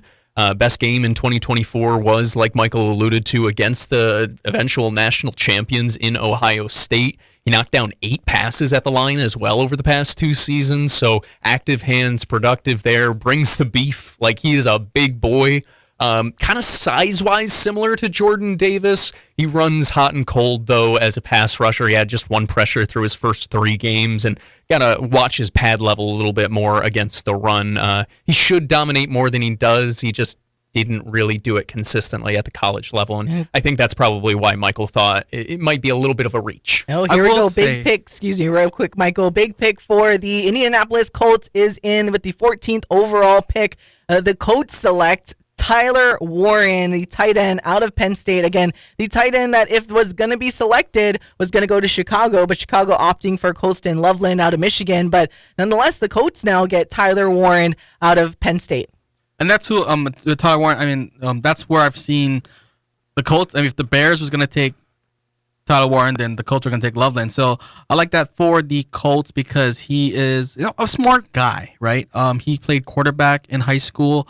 He also played basketball, so he can kind of do it all. Also was in the backfield a bit. Definitely a guy that fits the Indianapolis culture. I'm pretty sure we're gonna have a Pat McAfee clip somewhere where he's gonna be like very pumped for this pick for the Colts. Also had 4 rushing touchdowns for Penn State this past season, so definitely a versatile guy that can line up in the backfield as a fullback. So nice for the Colts, but again, I don't know the Colts' identity. Are they gonna stick with Anthony Richardson? But either way, Tyler Warren gives them a guy that I think he would have been a good guy for Caleb Williams as well, right? So you can't go wrong, and the Colts always have good tight ends. So love to see it for the Colts, and he stays in the blue and white another year. And then Paul's second team is on the clock right now, the Atlanta Falcons.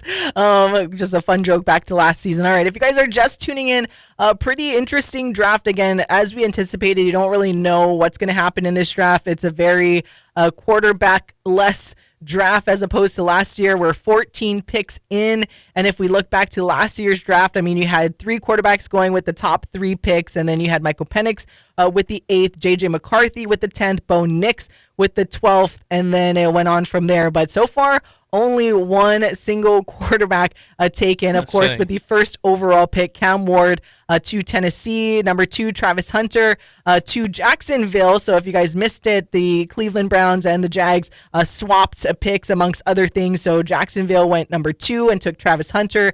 3, Abdul Carter to the New York Giants. 4, Will Campbell to the Patriots. 5, Mason Graham to the Browns. Ashton Janty, sad face for me and a Chicago Bears fan. Ashton Janty, 6 to the Las Vegas Raiders. Armand Membu, 7 to the Jets. And this is a big one. Nalo boy, Ted Tyra McMillan going number 8 to the Panthers. The Saints getting Kelvin Banks Jr. at 9. 10, the Bears win Colston Loveland. 11, Michael Williams to San Francisco. 12, Tyler Booker to Dallas. 13, Kenneth Grant to Miami. And most recently, as we just mentioned, Tyler Warren, tight end out of Penn State, to the Indianapolis Colts. Woo! Hey, shout out to our other regular YouTube viewer, Felipe Hernandez, saying hi. Hope you guys are enjoying the draft so far. We are. It's been quite interesting, actually, as we mentioned. Like, I'm just surprised, too. We haven't really seen, other than the Jags and Browns, we haven't seen any pick flops yet. So I'm kind of curious to see if we get another one in the first round. He also saying, I think the Giants picked the best player at the 3rd position. Yes, I 100% agree.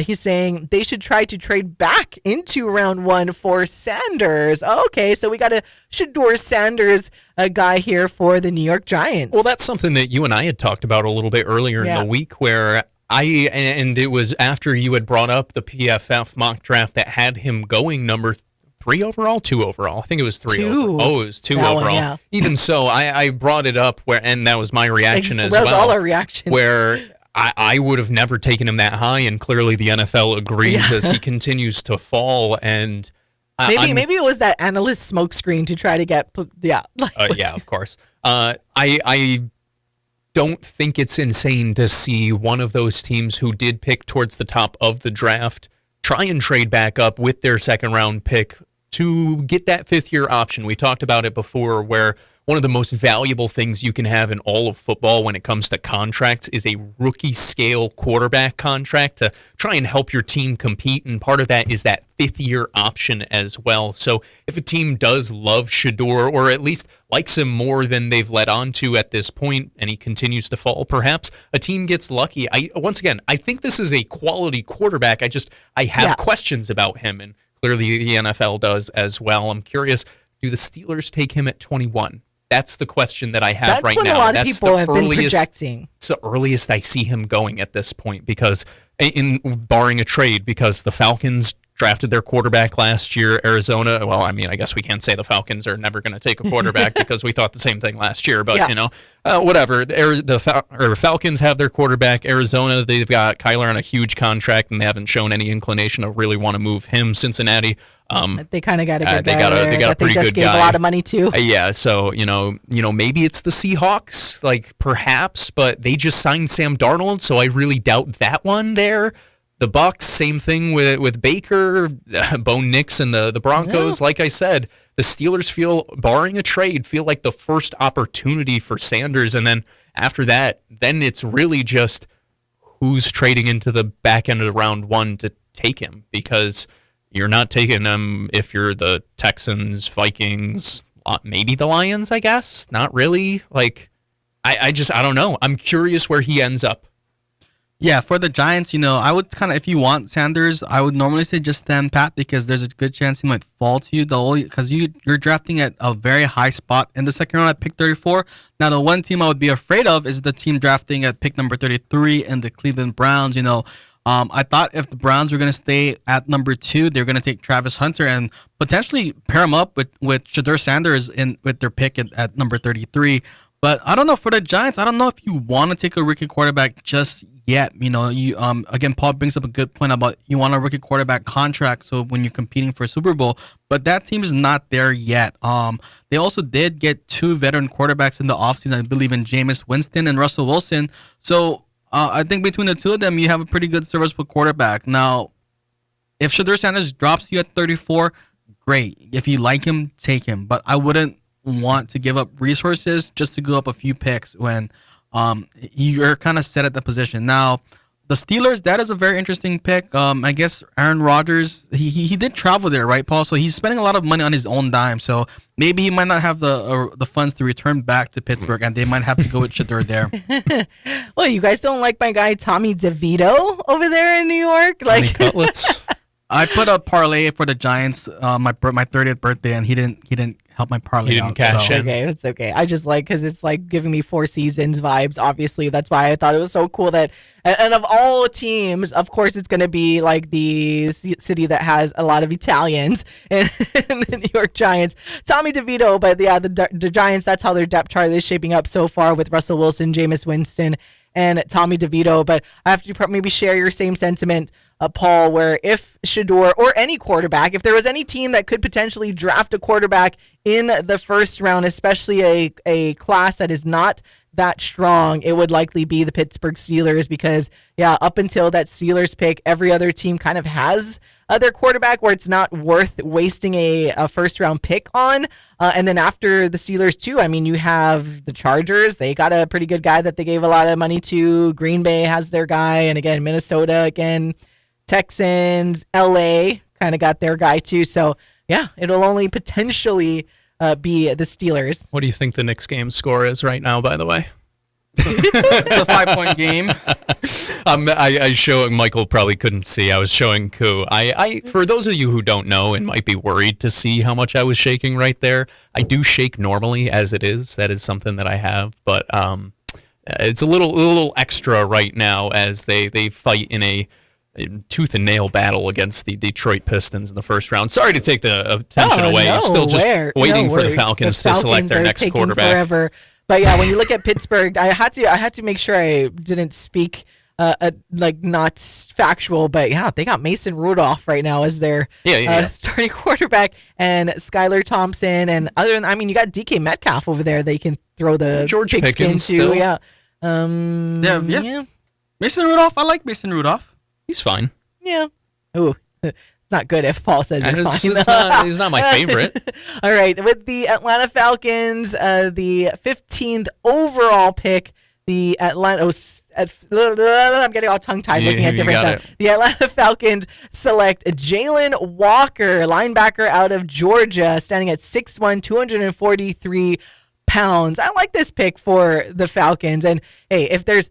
To me, I'm like, you can't go wrong with either picking someone for the trenches or a linebacker at this point when it comes to professional football. I'll also say this.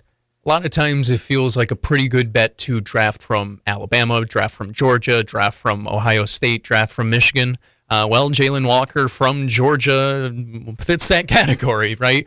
He's an athletic freak. He's somebody who's been kind of tossed around on that Georgia defense, been used in different roles, various roles.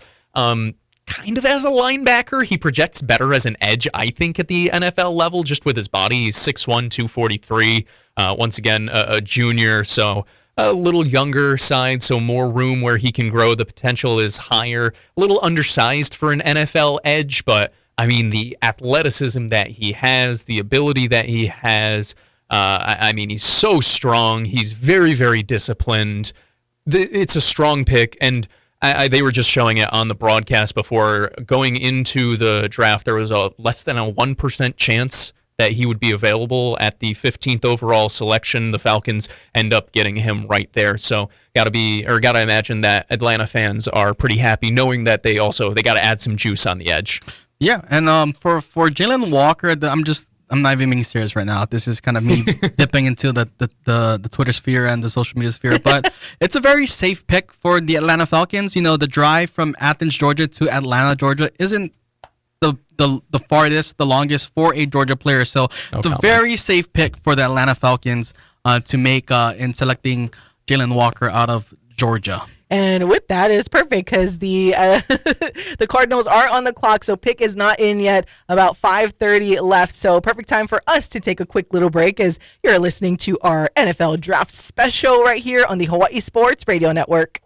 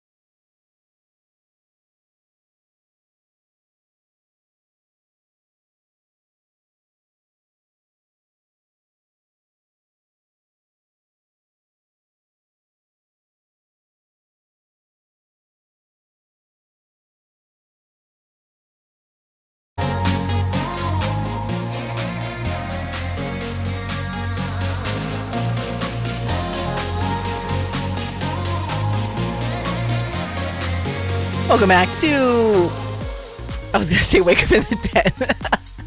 We are in the den. But we are in the den. Welcome to an afternoon in the den for our Hawaii Sports Radio Network NFL Draft Special show. Ku'ulei Agbayani, Paul Brecht, and Michael Lasquero. Normally, you can hear us for Wake Up in the Den. It's weekday mornings from 8 to 10 and streaming live on our YouTube channel every single Monday, but we are streaming live on YouTube right now as well, taking you through the first round of the NFL draft, at least majority of it, all the way up until 5 o'clock. We've been on air since 2, so thank you guys for tuning in, either if it's on radio or streaming on or watching on our YouTube channel, or maybe listening on demand or watching on demand a little later.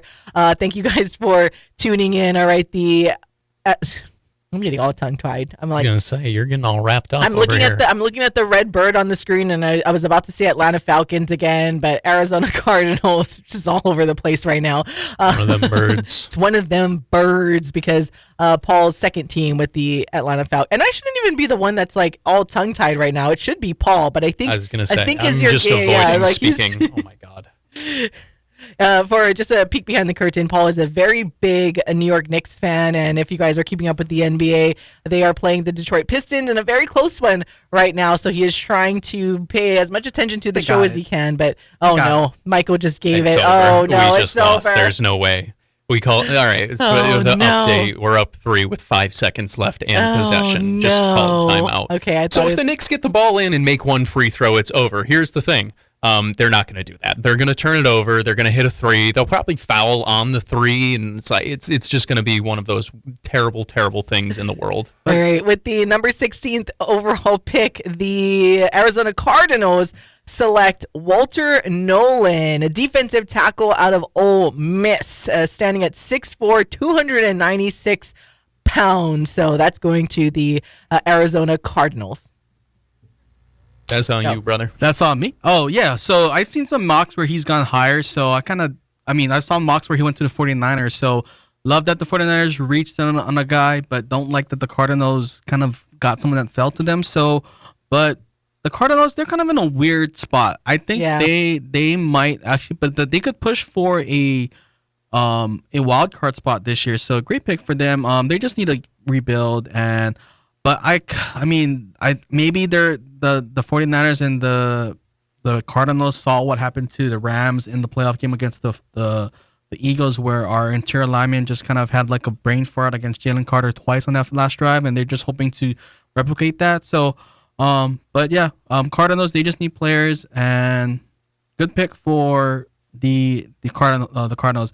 It's kind of tough because a lot of these defensive linemen, I think the second Michigan guy that went off the board, they're just all kind of like in that hodgepodge of names that it's hard to see who's better. Like they each have their pros and cons. So for the Cardinals, I'd rather have him go to the Cardinals than the 49ers. One thing to note, I will say, because I saw him go both higher and lower than this in the draft. He's a very, very talented player. He was the former number 1 overall recruit. I'm going to say that again, number 1 overall recruit in the class of 2022. So his athleticism has always been crazy.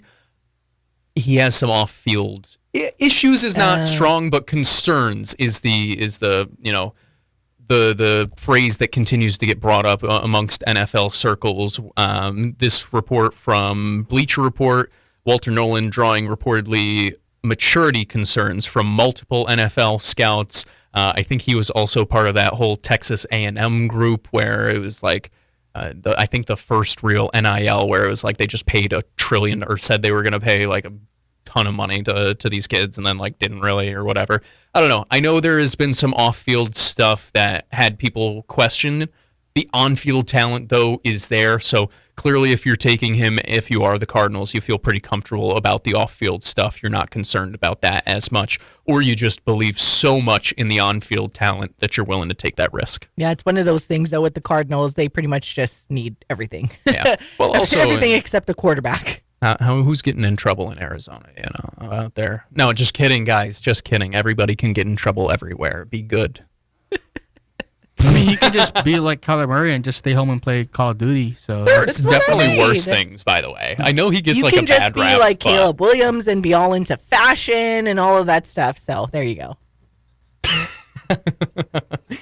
So up next is the Bengals, right? Why are you giving a weird look, Michael? Caleb Williams is into a lot of more other things than just fashion, Q. I know, but everyone knocks him because he like has this whole fashion thing with the painted nails. So, but at least doesn't get into trouble.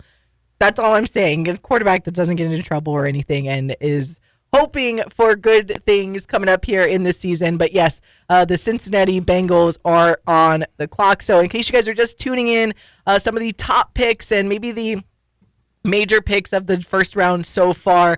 No surprise at the number 1 spot in Cam Ward from Miami, going to Tennessee.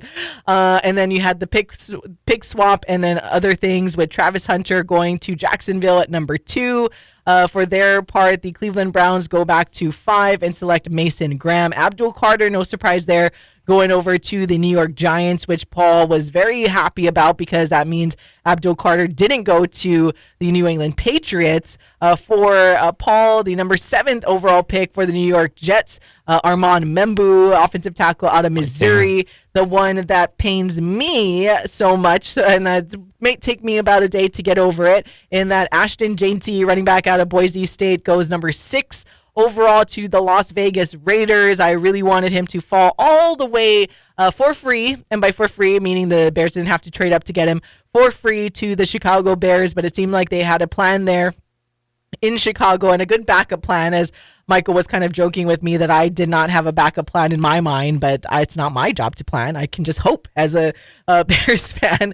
But the Bears selecting Colston Loveland, tight end out of Michigan. So not necessarily the tight end that a lot of the experts had going first in this draft. That tight end in Tyler Warren goes number 14th overall to Penn State. And again, most recently, Walter Nolan, defensive tackle out of Ole Miss, going 16 to the Arizona Cardinals, with the Cincinnati Bengals up and on the clock. Their pick is in, but it'll probably take a little bit of time to come in. So on that note, we are going to take a break as well and come back in for our last and final hour of this NFL draft. I know, special show on the Hawaii Sports Radio Network. 1, 2, 3.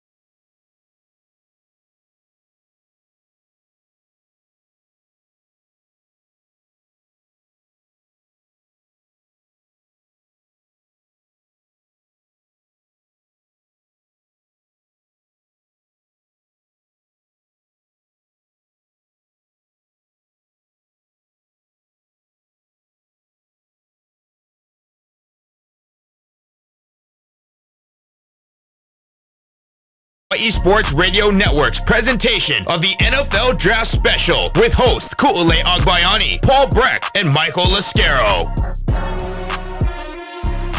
Welcome back to the NFL Draft Special on the Hawaii Sports Radio Network. Ku'ulei Agbayani, Paul Brecht, and Michael Lasquero with you guys on 95.1 FM, AM 760, hawaiisportsradio.com, and streaming live on our YouTube channel. If you guys want to chime in on the live chat, feel free to, or you can text us at 808-888-KG1. That's 808-888-5481 if you want to get in on the conversation. Maybe you're excited about a player that your team drafted, or they're coming up and who you want them to draft. Anything and everything, feel free to chime in. But just selected right now with the 17th overall pick, going to the Cincinnati Bengals, Shamar Stewart, edge rusher out of Texas A&M, listed at 6'5", 267 pounds. I like that. Any type of edge rusher going over there. Again, that seems to be kind of the MO to win a Super Bowl. As just a little tidbit, I don't want to say they're like my second team, but I do tend to root for the Bengals. I just am a big fan of Joe Burrow and Jamar Chase and everything over there. So I feel like I say this every season. Barring any injuries, the Bengals will be back in it again and make their way to the Super Bowl. Hopefully this will help them a little bit more. Hey, cool. I picked them to have the top pick in the AFC last year. But, I mean, that's what the Chiefs get for holding them out. But I've seen some picks where Shamar Stewart has gone later. You mentioned the Bengals being your second favorite team. I've seen some mock drafts where he ended up with one of your least favorite team in the Green Bay Packers. So shout out to him. But he is a freak athlete. I do want to say, I want to give a shout out to a friend of the show who's been on several of our broadcasts, in Darnell Arsenault. So in the top 10 in the draft, there was 2 players that attended the same high school. 5th overall, Mason Graham, out of Michigan, that went to defensive tackle that went to the Browns, and Tetaro McMillan out of Arizona, receiver that went to the Panthers. They both attended Serva High School. Now, Darnell, before it was the athletic director for Wailua, was the offensive coordinator for 2 years at Servite from 2018 to 2019. So he did cross paths with 2 Yes, he did. top 10 draft picks this year. And he does games on our show. So shout out to one of our football color commentators that know their stuff and was around some of the upcoming legends of the game. Yes, he did. And I only say yes, he did with such emphasis is because he called me up on like Friday evening and was like, hey, can I come on the show next week to talk about my guys that I coach, blah, blah, blah, blah, blah. I was like, yeah. And then I think he got too busy with athletic director duties at Wailua that it never ended up happening where he came on the show.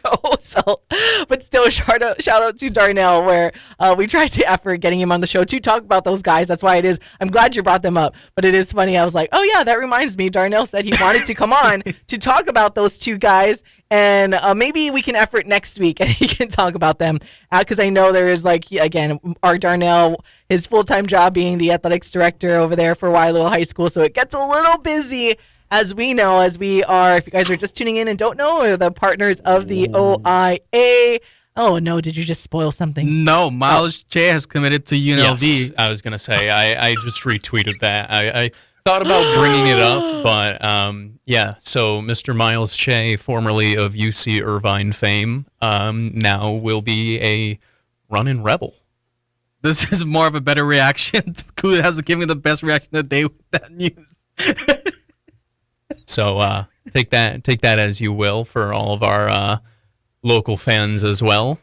Tuned in. I know we're honestly, talking NFL. I like him as a player, but I don't know if I like him as a person because he punched Ryan Rapp in the face. I think he's one of the guys you hate to play against, but when he's on your team, you make the excuse. You don't punch a player in the face. You I don't actually disagree. Assault somebody. I don't disagree, but it was like, I don't know. I wouldn't like him. I wouldn't rock with him, but like also. He's a good player, though. Right. And it is funny because if you guys are tuning in, I have another strong fandom to UNLV as well. So it is kind of interesting. And hey, shout out to him that he's taking a step up. And depending on eligibility wise, then Hawaii could see him all over again because they are moving over into the Mountain West and will play UNLV regularly in men's basketball. We probably should have mentioned that too. He's a men's basketball player. We're talking all about football and we just mentioned some random guy going to UNLV. And yeah, Miles Shea is a men's basketball player, transferred and now going to UNLV. Interesting. But getting back to the NFL draft because the Seattle Seahawks have made their pick and they have selected, out of North Dakota State. Okay. Offensive lineman Gray Zabel. Got it. 6'6", 312 pounds.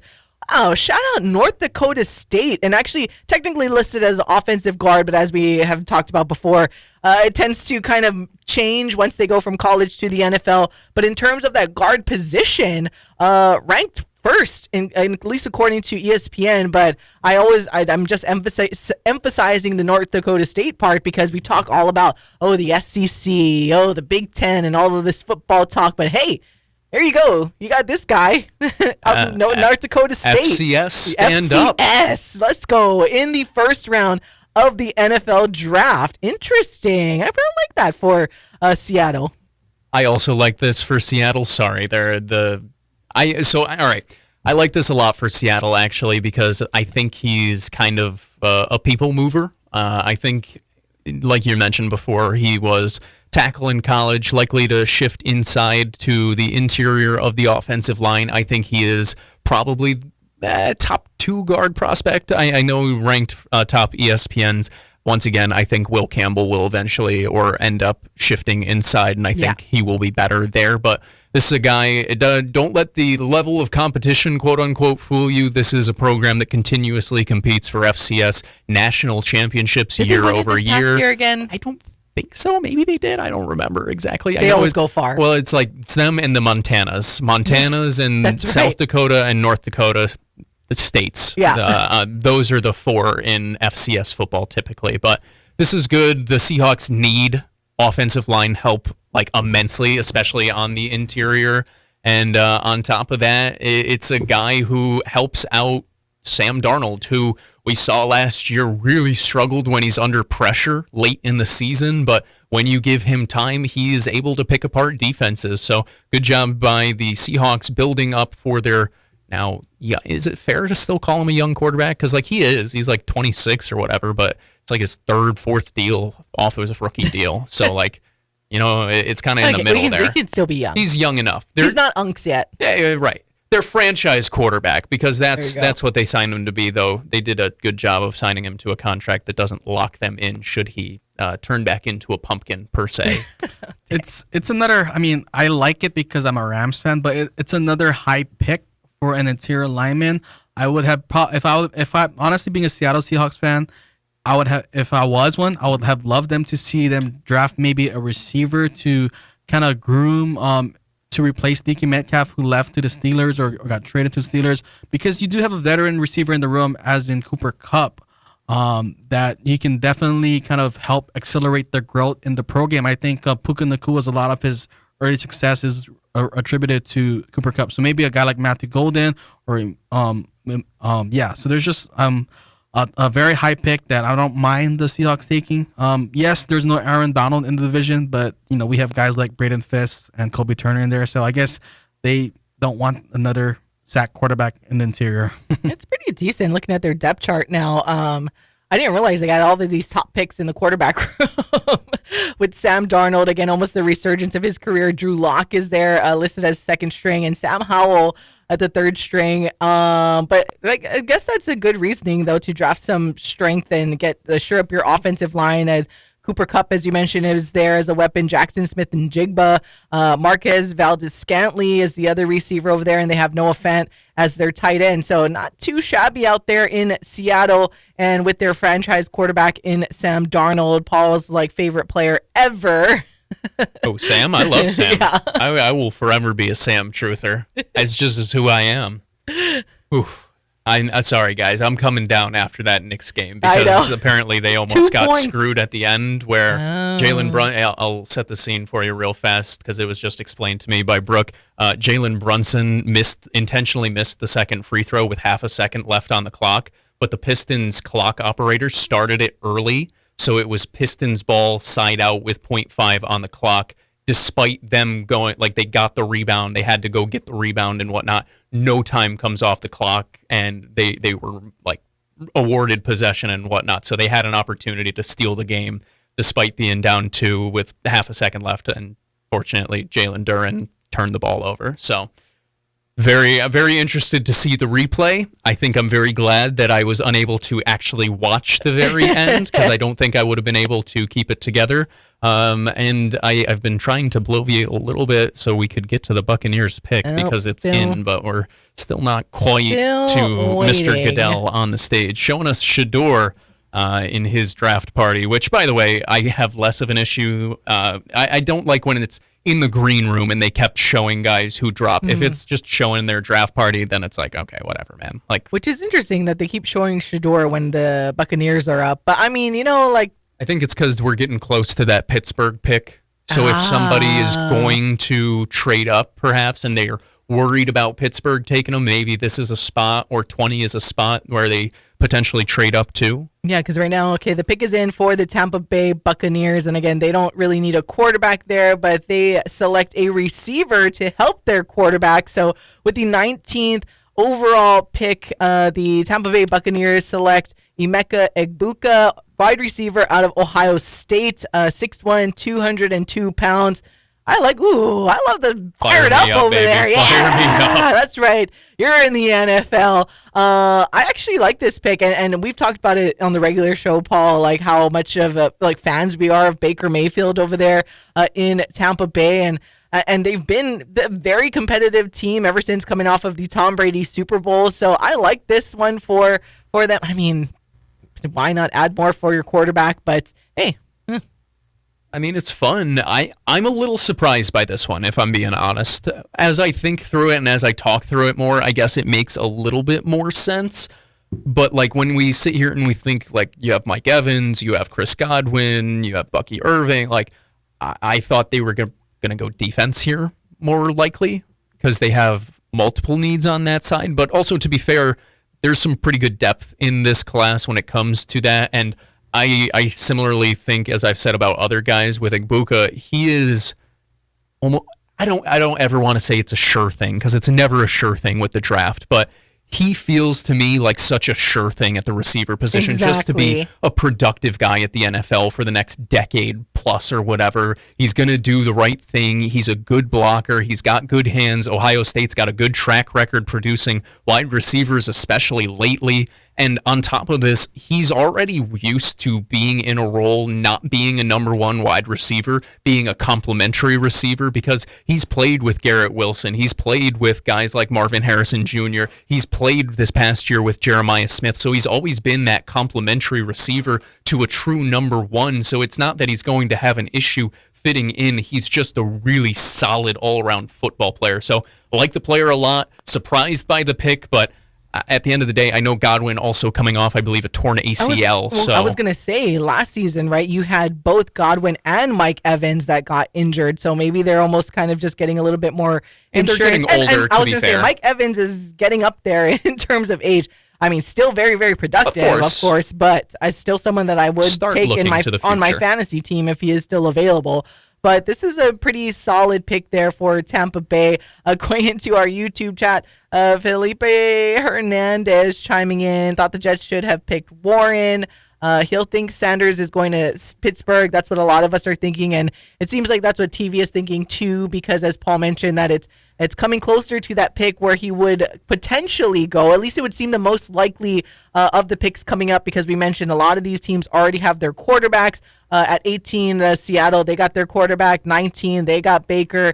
20 for Denver, they have Bo Nix. And then now you have Pittsburgh at the 21st pick, where they have two quarterbacks, but two aging quarterbacks. So this is when you would want to bring a young guy who could potentially be your franchise quarterback into the mix there for Pittsburgh. So we'll see what happens. But Michael, thoughts on this pick for Tampa Bay? Yeah, I like it. You know, how do you pronounce his name? Agbuka. Emeka. Yeah, or Emeka. I know, like Paul was saying, there's not saying a sure thing, but this guy is pretty much a sure thing. Now he was projected to be more of a slot guy, but I think he can go anywhere. I think he's a great route runner. I think his size, maybe you don't want to see him on the outside, but Chris Godwin is kind of banged up, and you need weapons in the NFL. And he is a great route runner. Baker Mayfield is not really known for throwing a deep ball, so if you can get a guy over the middle in the slot that can make openings, again, Mayfield not known for the deep ball, but he's a very accurate thrower of the football, so you pair that up with a great route runner. And I kind of like the whole storyline where he's a Buckeye to a Buccaneer. I like that. A buck is a buck, and look at the journalist over we're here. We're keeping it a buck. May not have been a need, but sometimes if you're drafting for need as a GM, you're probably going to need a job in the next year. So, yeah, best player available for them, and they really like him. And Baker is a dog. I will give credit to Baker for making my birthday week, giving us the Rams a great win, in the very tough season after the Super Bowl. So I always love the Bucks. I picked the Bucks to finish third in the NFC, and Paul had to pick his Falcons. But the Buccaneers are gonna do what they're gonna do, and the Buck is gonna be a Buck, and Chris Godwin 2.0 is a Buckaroo. I think you make a really good point there, where a lot of times you see or you hear about teams drafting for need, right? And that's always the thing. And you don't want to pigeonhole yourself into that. And something that the Philadelphia Eagles have done exceptionally well, especially over the past couple of seasons or past few seasons, is they look not just to the upcoming season, but a season or two ahead, where they'll start to draft for experience, right? And you can sometimes do that when you're drafting later on in these rounds, but you saw them do it with offensive line typically, and you've seen them do it with corner and have guys in waiting. So when they do ultimately have to make a decision about paying a guy or letting him move on, or resources somewhere else, that's typically where they go. So, it makes you think maybe they go away from Chris Godwin eventually, because he has gotten injured more and more over the years. And kind of like Michael said, this is a guy in Agbuka who can be very similar to him in terms of just a very productive receiver. By the way, to Felipe Hernandez, who, once again, shout out to him getting active in the chat, like you said before, saying that he thought the Jets should have picked Warren. I would have preferred Warren, but I also love Membu, so I can't be too upset, especially because Warren looks like tight end 2. All right, the pick is in for the Denver Broncos, but not being announced yet. So I want to take this time. We'll take a break because should Shedeur Sanders go to the Pittsburgh Steelers, or whoever goes to Pittsburgh, because I know there's a lot of Pittsburgh fans out here in Hawaii. Going to take a break, and we'll be right back on our special NFL Draft Show on the Hawaii Sports Radio Network.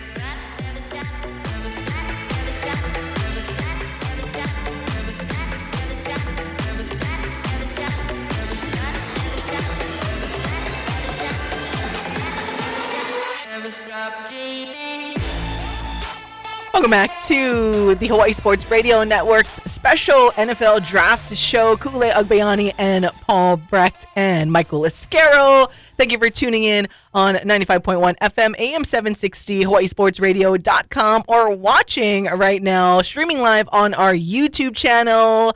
So be sure you like and subscribe, or even if you are going to listen or watch on demand, don't forget you guys can text us at 808-888-KGU1. That's 808-888-5481, or you can chime in on the live chat. So on our YouTube channel. All right.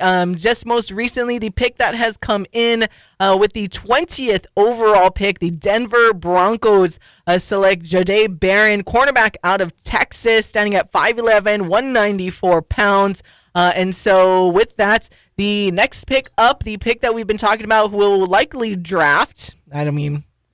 Could draft. There, that's a better word for it. The Pittsburgh Steelers are on the clock with a little less than 5 minutes left as the ESPN TV cameras are showing Shedeur Sanders at his draft party. And we've been alluding to it that, hey, out of all of these picks that are coming later in the first round, the Steelers are one of only a few teams that actually do need a quarterback, but the pick is in for the Pittsburgh Steelers, and someone is they're on the phone. Everyone's showing the war room, shaking hands. They're smiling. Yeah, they are smiling, but Who are they going to show that has been on the phone that is a player? So they're showing prospect cams. They're showing Jackson Dart. All right, so everything's kind of leaning that it is potentially going to be a quarterback that is going to go to Pittsburgh. Again, there is Russell Wilson and Jameis Winston, but you kind of need to bring someone in younger and essentially fresh blood to come in there for Pittsburgh, because those guys are kind of on their way out of the NFL. I love Jameis Winston, by the way. He is such a character. And he's been so fun to kind of root for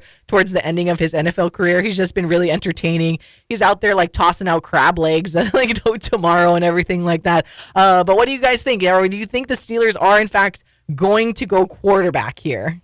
I don't know.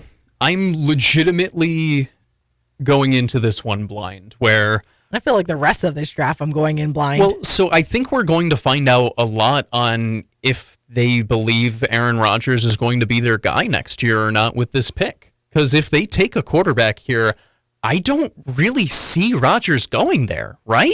Like, is that crazy to feel? I know it's not, a rookie quarterback drafted late in the first round shouldn't stop them or shouldn't stop him from a 1 year whatever, but I don't know, man. I think we're going to learn a lot on what their strategy looks like right here for the rest of the offseason at quarterback. Right. I mean, Rodgers doesn't even know if he wants to still play football. That's what he says. He wants to play for the Vikings. They do not go quarterback. Right? Interesting. Yes, I know. correct. They do not. I was like, that microphone's in my way, so I wanted to make sure because I couldn't see exactly. Just because the name, though, didn't strike me as quarterback. But you never know. It's getting surprising. So with the 21th.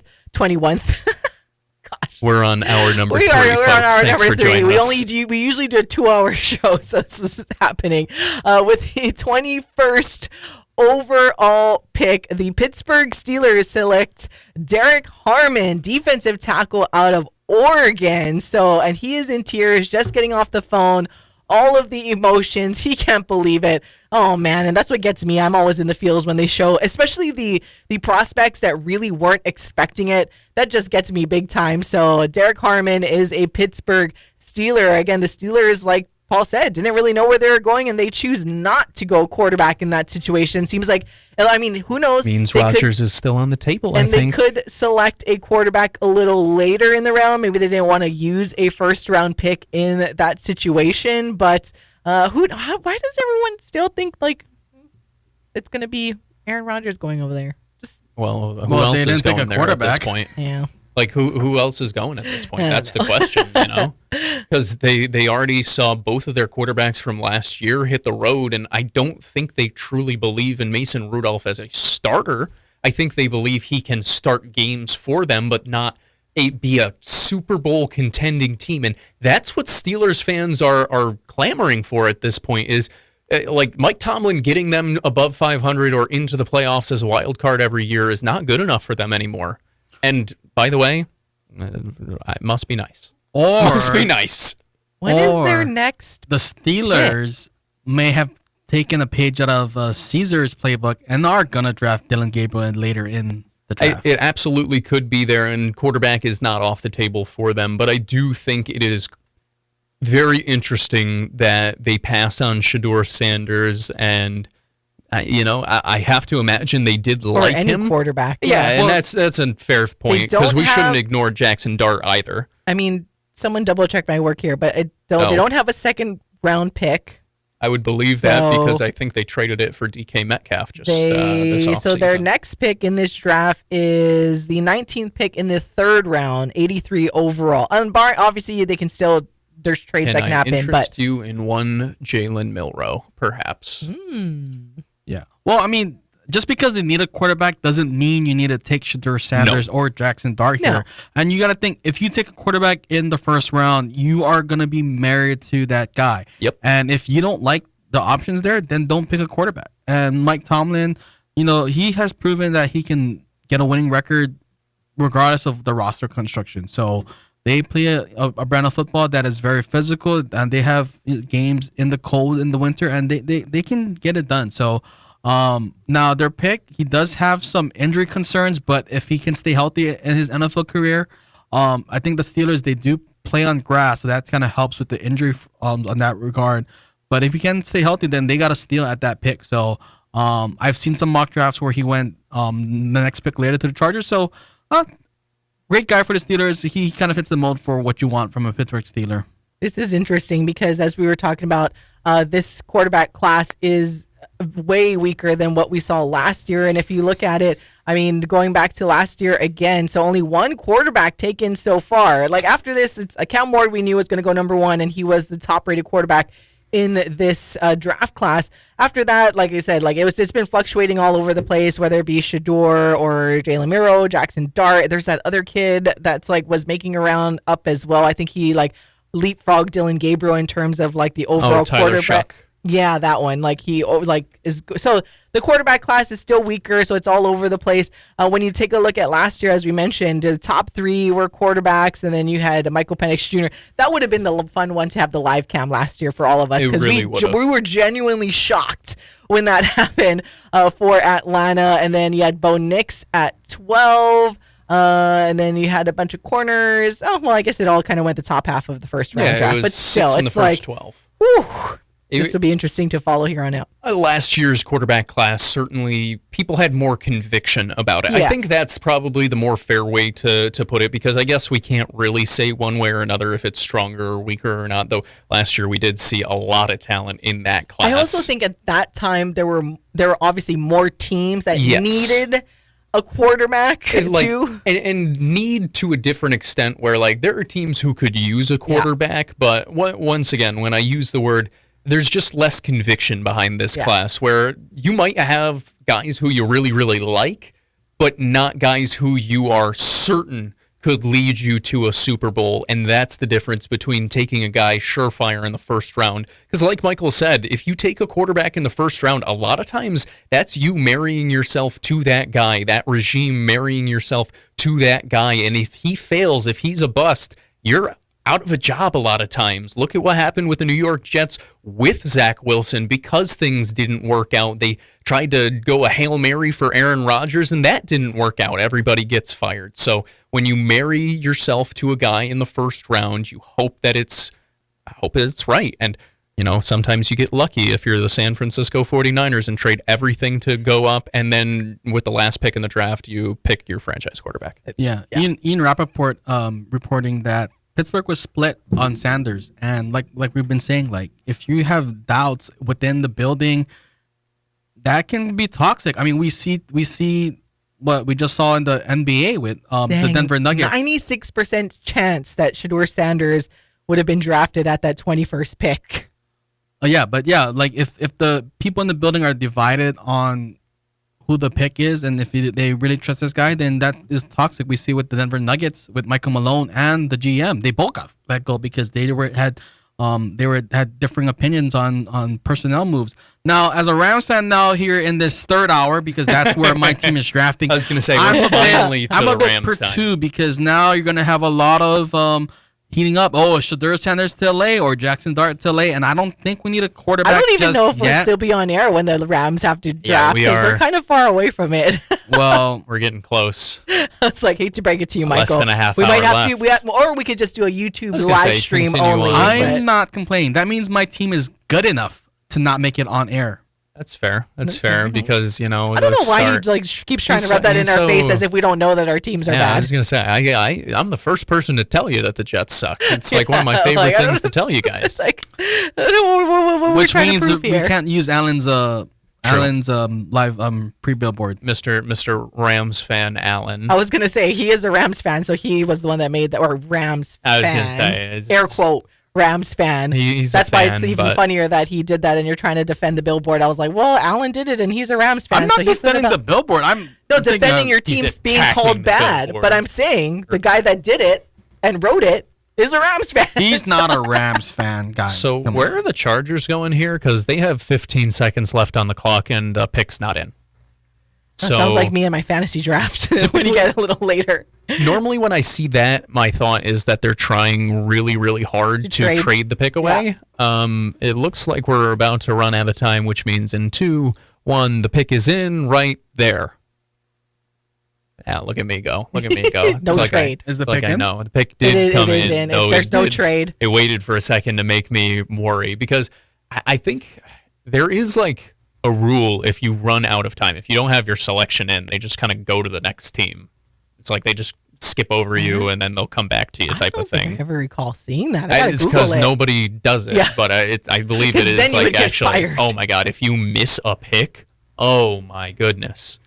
Well, I think they wanted Harmon, so Harmon goes I to can pick imagine. earlier. So yeah. I do want to kind of, for our listeners, HPU did beat Chaminade today. I know we have their doubleheader on Sunday, so maybe a chance to catch win number 30 on the airwaves. We also do have the OIA softball playoff championships tomorrow, which I think Pearl City has pretty much stamped their ticket in there, and so we'll be listening to some of that around this time tomorrow. Yes, so tune in tomorrow afternoon for everyone that's listening in. We will be out at McKinley to bring you OIA softball D2 and D1 championship action. And then on Saturday, we'll bring you the doubleheader action for the D1 and D2 baseball championships for the OIA. And then Sunday, more doubleheader. It will be the doubleheader for HPU versus Chaminade baseball, the final games of the regular season. Chaminade Senior Day, 2 7 innings at 3 and 6. HPU has already punched their ticket into the Pac West Conference tournament, so shout out to the Sharks. But the series against Chaminade, even if they were to lose it all, they still are in the postseason. However, it is crucial for HPU because they are teetering on making it into the top 8 of the West region. So as Kyle was kind of explaining to me, should they be able to beat Chaminade and sweep them in this series, it will give them a good chance to get into the top 8, I believe, because Jessup is in there, but because they're not eligible for postseason, HPU would essentially, everything would move up and HPU could sneak into that 8 spot because I believe they're at 9 right now in the West region. So if you are the top 8 in the West region, you are guaranteed to make it in to the NCAAs and to the regional. And hey, shout out HPU. So it's going to be a lot of fun. All right. The pick is in for the Los Angeles Chargers, Omarion Hampton, running back out of North Carolina. Interesting. They decided to go running back here for the Chargers. 6 foot, 220 pounds. I don't think I've watched too much North Carolina, football, so I don't really know too much about him in terms of eye test goes, but his ranked number 2 in this position. Obviously, we know Ashton Jainty is clearly the number 1 overall running back in this draft class, but quite interesting there for the Chargers. Again, shoring up that offense. They already got their quarterback, as we mentioned, one of the many teams in this draft not interested in taking a quarterback, at least not early anyways. But yeah, how are we feeling about this one for the Los Angeles Chargers? It fills a need. Jim Harbaugh is a run-first kind of guy. At Michigan, he had multiple guys that run the football. When he was the head coach for the 49ers, he had a lot of stable running backs. And for the Steelers, outside of Najee Harris, I couldn't name you another running back on the Steelers depth chart. So it's a surefire pick. They went an offensive tackle last year, got a stud there, and now they go running back. It's kind of what you like from the late round, first rounder running back. You just get a guy that can go in and contribute at the running game and split some carries and take pressure off of Justin Herbert. I had forgotten Najee Harris going over, switching coasts over. I really like Omarion Hampton. He's a legitimate first-round grade on a running back, and that's coming from somebody who doesn't love taking running backs in the first round a lot of times, but this is one where in this draft I thought there were 2 legitimate options in round number 1 at that position, and it's a guy, he's big-bodied. He's 221 pounds, 5'11". We'll call him 6 foot. He's 5'11 and 3/4, but as a fellow man who is 5'11 and a few quarters, you round that up a little bit. He's a bowling ball. He's real good downhill runner. Like Michael said, this screams Jim Harbaugh. Like, it just screams Jim Harbaugh to me. Follows up after last year seeing Joe Alt there, and it's a guy who can come out and be extremely productive for the Chargers, gives another weapon to Justin Herbert, adds more to the offense, and I thought perhaps they go wide receiver later on in the draft because you can get some complementary pieces later on. This is a quality pick for him, and I'll say this, I really like this as a landing spot for Hampton more than it's like, I think the Chargers got a good player. I think Hampton fits what the Chargers want to do really, really well. I like it. All right. The Green Bay Packers are on the clock with just under 5 minutes left to go. And as some of you may know, or if you don't, the draft right now is in Green Bay. So there is a lot of green. Everyone's getting excited. A bunch of the cheeseheads in there. Shout out to our Kyle Galdera. But for now, we are going to step aside for a little bit and come back and hopefully be ready to bring you the pick for the Green Bay Packers. This is the NFL Draft Special on the Hawai'i Sports Radio Network.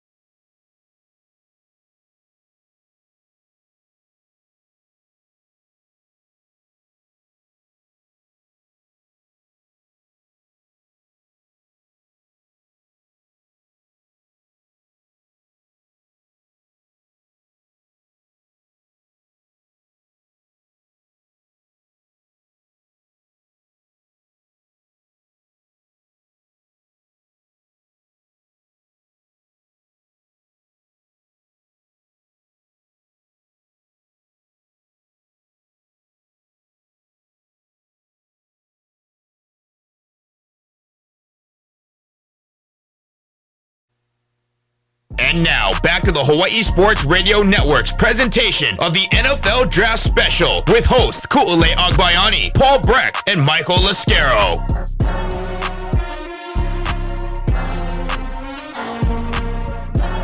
Welcome back to the Hawai'i Sports Radio Network special presentation of the NFL Draft.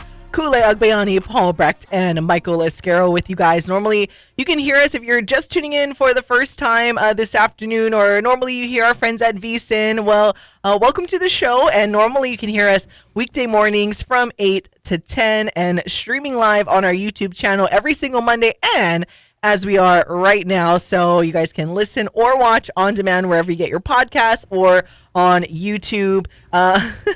Oh, Michael Lasquero, I thought I was like, what is Michael tweeting in this? Speaking of the YouTube live chat, our friend Felipe Hernandez saying, question, do you think Cam Stone could go second round? And Michael responding via the live chat, probably not for Cam Stone. That would be really early. Again, today is the first round only of the NFL draft. Tomorrow is the second and third, and then Saturday is 4 through 7, in which we are all being very optimistic that we could potentially see Dylan Gabriel go somewhere and get drafted in the later round. So again, if you guys are just tuning in, Green Bay is on the clock. The pick is in, but waiting for the pick announcer to make their way to the stage.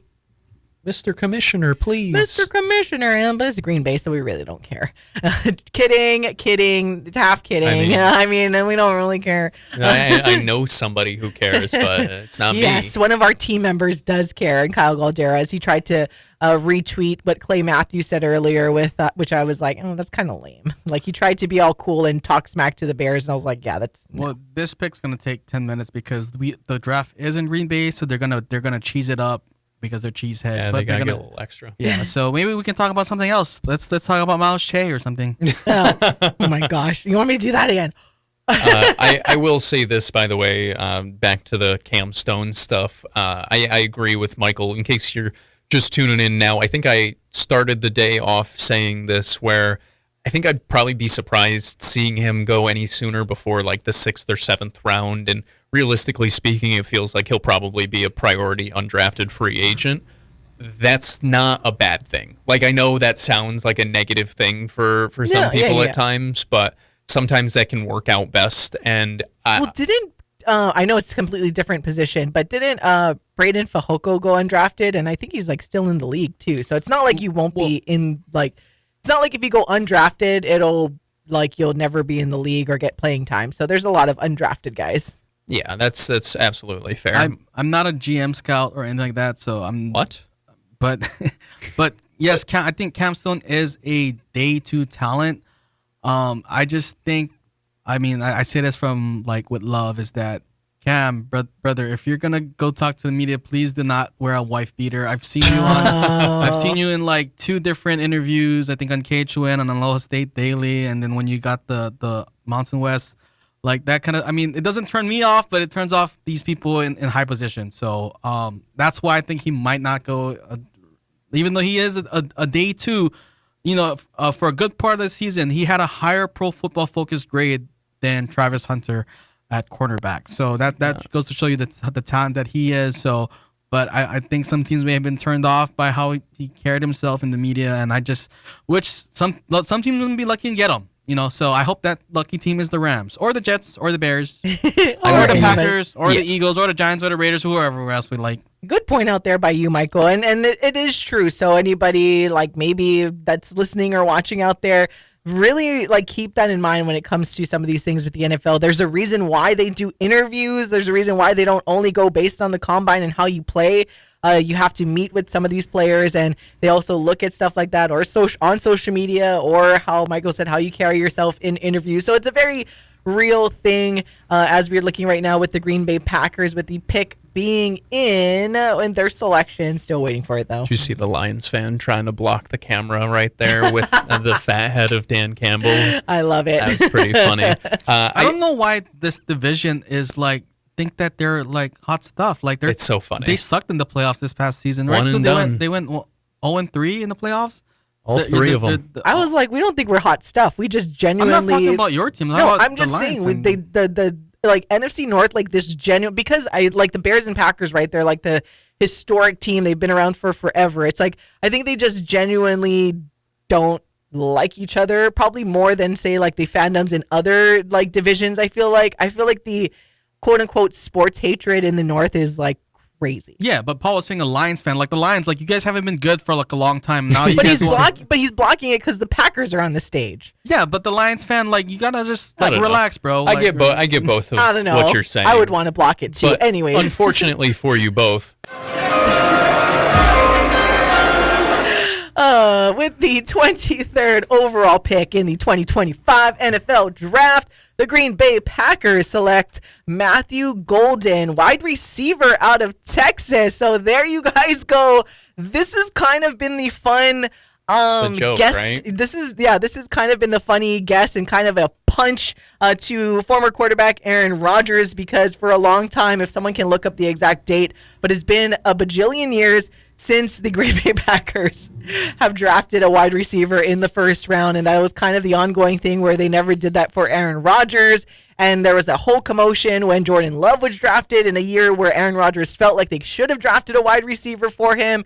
And then hence started the downfall and the turmoil of that relationship and Aaron Rodgers' career. So the fact that in this 2025 draft, it has finally happened once again for the Green Bay Packers, in them selecting a wide receiver in the first round, again with the 23rd overall pick, Matthew Golden, wide receiver out of Texas. Really great pick by them. Yeah, I like the pick. First time since 2002 that the Packers have taken not just a wide receiver, a pass catcher of any kind. So tight end, wide receiver, running back. Even running, I guess I believe, right?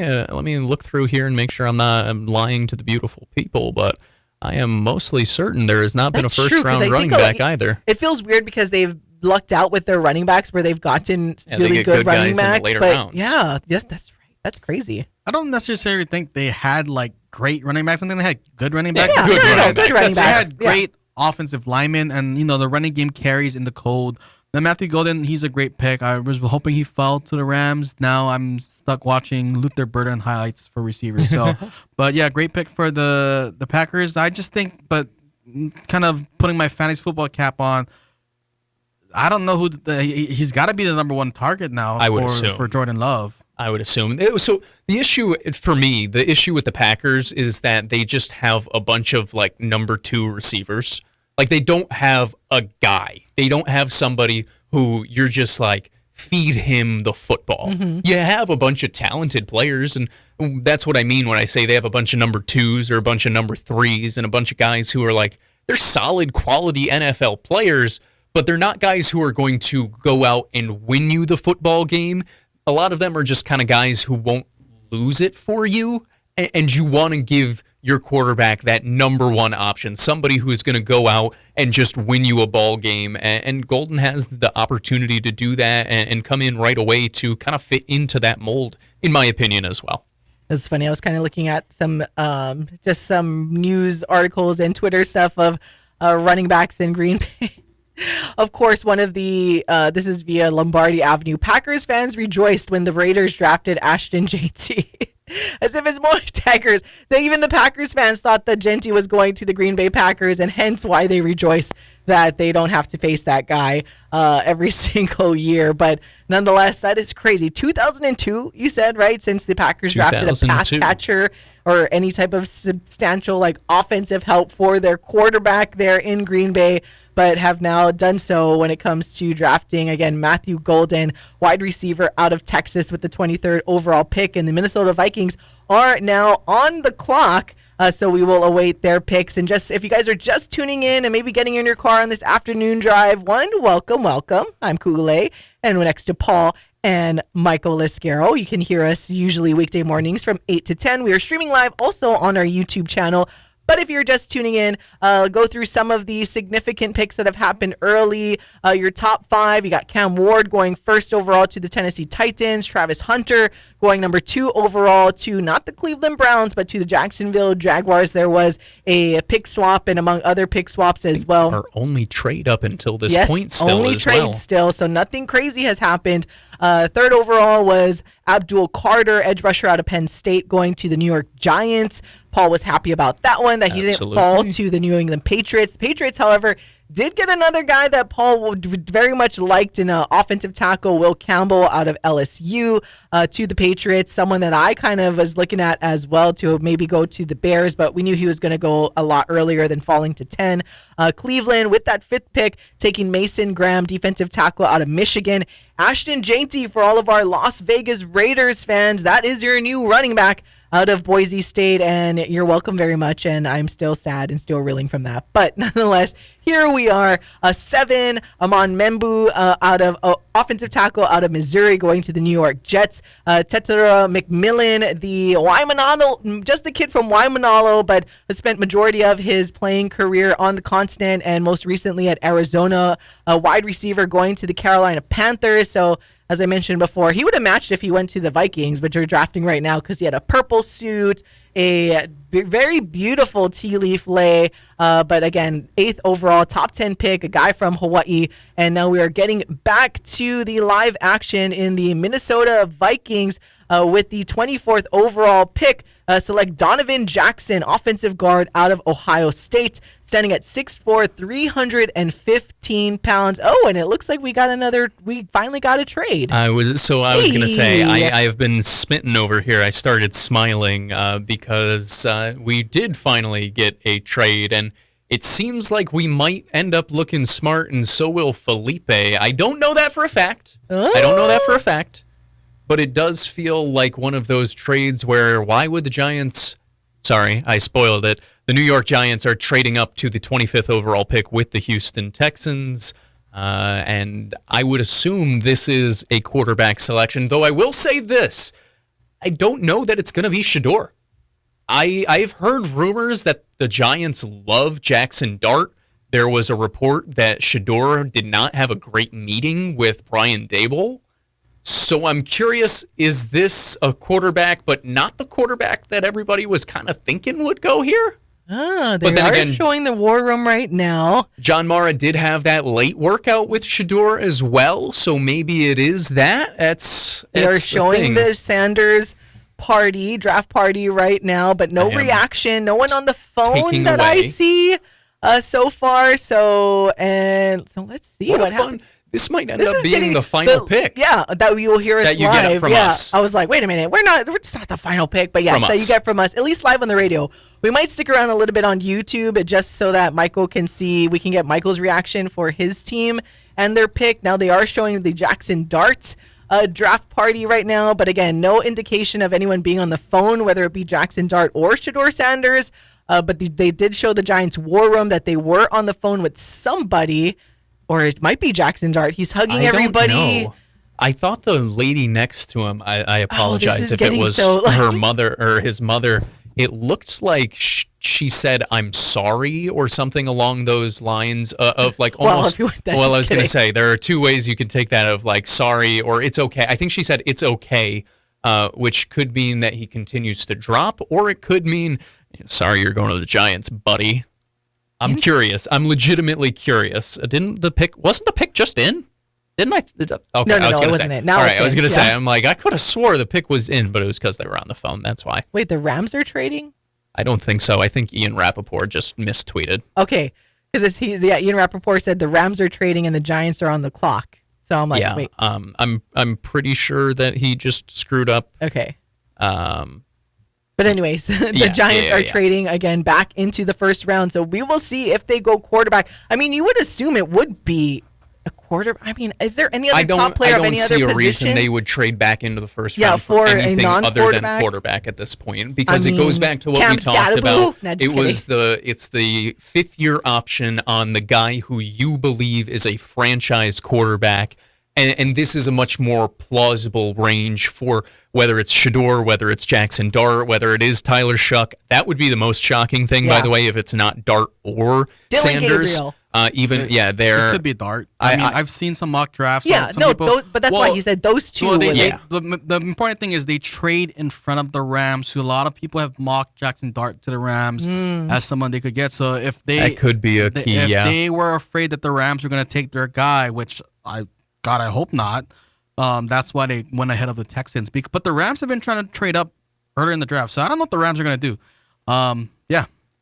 my Giants fan friend is freaking out. So he also, it seems, thinks that this will end up being a quarterback one way or another. All right, so Giants again acquire the pick number 25 from the Texans for picks number 34, 99, and a 2026 third round pick via Adam Schefter. So we will see what happens. And like Paul said, this might end up being the final thing that we kind of tell you about. Maybe if we can On take the radio out at the least. maybe we can take out the hard out for the ID. I have no idea. You might have to do Oh, that. gosh. We might No, have the to. Rams aren't going to make. We might have to. No, swap just so that we can give our reaction Oh, for the people on is it here when it Jackson comes Dart? to the. I don't know. That's the question. Is it Jackson Dart? Jackson Dart or Shador Sanders? According We're waiting to for Jordan it. Schultz. Well, he's with love to him. He's been right on a lot of things and wrong on a lot of things as well. So And looking at According Michael to getting On it. 3 Media. Getting Michael ahead of it. We stop.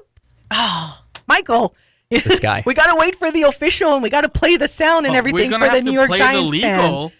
That's well, why I don't know I if said we're to gonna have to play not legal. have to take it out. And Who, I don't know if you want to come all in right, here talk and, to the and do beautiful whatever, people. but Or, Michael, talk to the people. I was going to say Michael can. We can will. Chat. I'm talking to the beautiful people. Yes. So according to my sources online, the Giants are taking Jackson Dart, which I can understand why they traded to 25 because they wanted to get ahead of the Rams, who some people have mocked Jackson Dart to. Now, Shador Sanders keeps on dropping and dropping. He might be a Cleveland Brown, or maybe he might be a Los Angeles Ram. Well, we shall see. But there's just been a lot of talk about Shador Sanders that it could be manufactured smoke to get a team to take him early or trade up for him. We see what having a good. I mean, sometimes your dad is your best marketer. We see that happen with Lonzo Ball and LeVar Ball. So, I like Travis Hunter from Colorado. Oh. Whoa, what? Sorry. So there wasn't a typo with the Rams trading out because the Falcons are now going to pick 26 instead of the Rams. So that wasn't a typo, that the Rams did in fact trade. We just didn't see exactly what the information was. So it's just two separate deals. Yeah, the Giants are on the clock and the pick is in, but now picking 26 overall is not the Los Angeles Rams, and it is going to be the Atlanta Falcons trading up there. So now, like later on, it is finally getting wild. Something that we were like waiting to happen this entire time. Kind of middle of the first round, it's like, all right, pick by pick. Okay, no crazy trades. And now it's going to get crazy, everybody. So let's see who the Giants pick. And this is going to be one, since it'll be the last pick we talk about, you're going to have to play the music about this one, Paul, with the do-do-do-do. All right. Well, I've got some good news for you. I can do that. With the 25th pick in the 2025 NFL Draft, the New York Giants select, yes, as Michael got ahead of ourselves, Jackson Dart, quarterback out of Ole Miss. Again, the third-ranked quarterback in this draft class, at least according to some. But hey, that's it. And Shedeur Sanders still stays in the non-partying room. No, now they're showing him on the phone. There we go. So we'll see. Now oh my gosh, I'm so confused right now. I think they did a. What are you talking about? What are you confused about? Sorry, I'm his confused. excitement or the no, trade? Because the trade. Because I think it just hasn't come through on the on the television TV. quite Because yet. on it's not like I'm on different networks. I am on the ESPN.com NFL Draft Tracker, and it's accounting for the trade with the Falcons of being the 26th pick. But on the TV, it's showing the Los Angeles Rams still, and seeing the pick. I am so confused. I'm also a bit confused. I'm pretty sure that they traded out because a bunch of people said that. Unless the trade was not the Rams and it's with somebody else, I guess now I can. What are you guys Oh, there you confused go. about? Los I'm Angeles trades pick to Yeah, Atlanta. there we Okay, go. now it is. I'm now chilling. I'm chilling. You know they traded out. Yeah. Ooh, I actually like this trade though for the Rams because yes, you are correct, and the Rams will not select in the first round. I don't even know who we're getting though. I don't know what we're getting back. That's what I'm waiting to find out. I can tell you, but I know we're gonna hit it here at the top of the hour. I don't know what you want to do. Yeah. Go. All right. So that's it for our live show on the radio, but we will stream a little bit longer on our YouTube channel. But thank you to everyone for tuning in on 95.1 FM, AM 760, and HawaiiSportsRadio.com.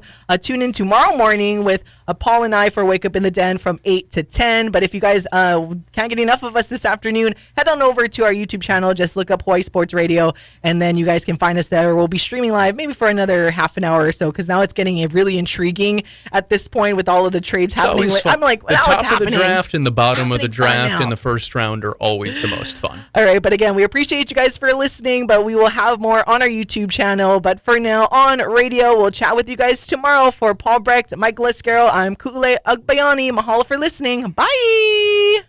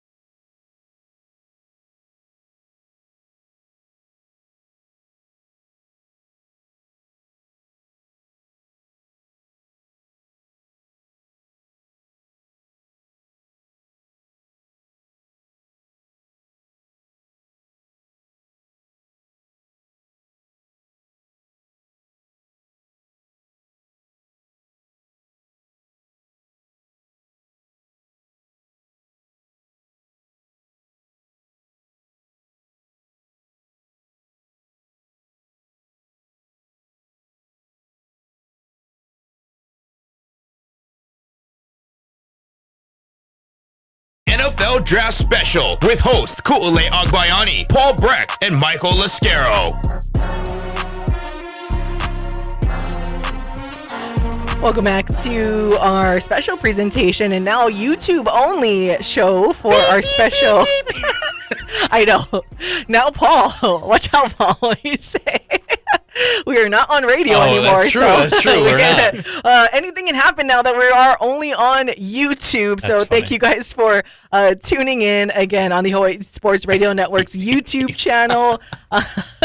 Coming on over, maybe just feel free to chime in on the live chat, or if you don't want to kind of make your comments public, you can still text us at 808-888-KGU1. That's 808-888-5481, as we are just kind of talking you through the NFL draft, because I was curious to see who the Falcons will select now, because they traded up, and then so the Rams are no longer picking there, and Michael actually has to wait till tomorrow to see where they go. Oh, interesting. So the Atlanta Falcons, with the 26th overall pick, select, after their trade via the Los Angeles Rams, select James Pierce Jr., edge rusher out of Tennessee. Interesting. I guess is when you really want someone, you really want someone. It's fun. He's a first-round prospect. He similarly, I think there are other concerns other than like his actual ability to play football, whether that's injury or off-field, whatever it may be. I don't remember exactly what it is, so I don't want to say one way or another without knowing, but it's why he's dropped. He's a quality player. He's been productive, a lot of fun for them, and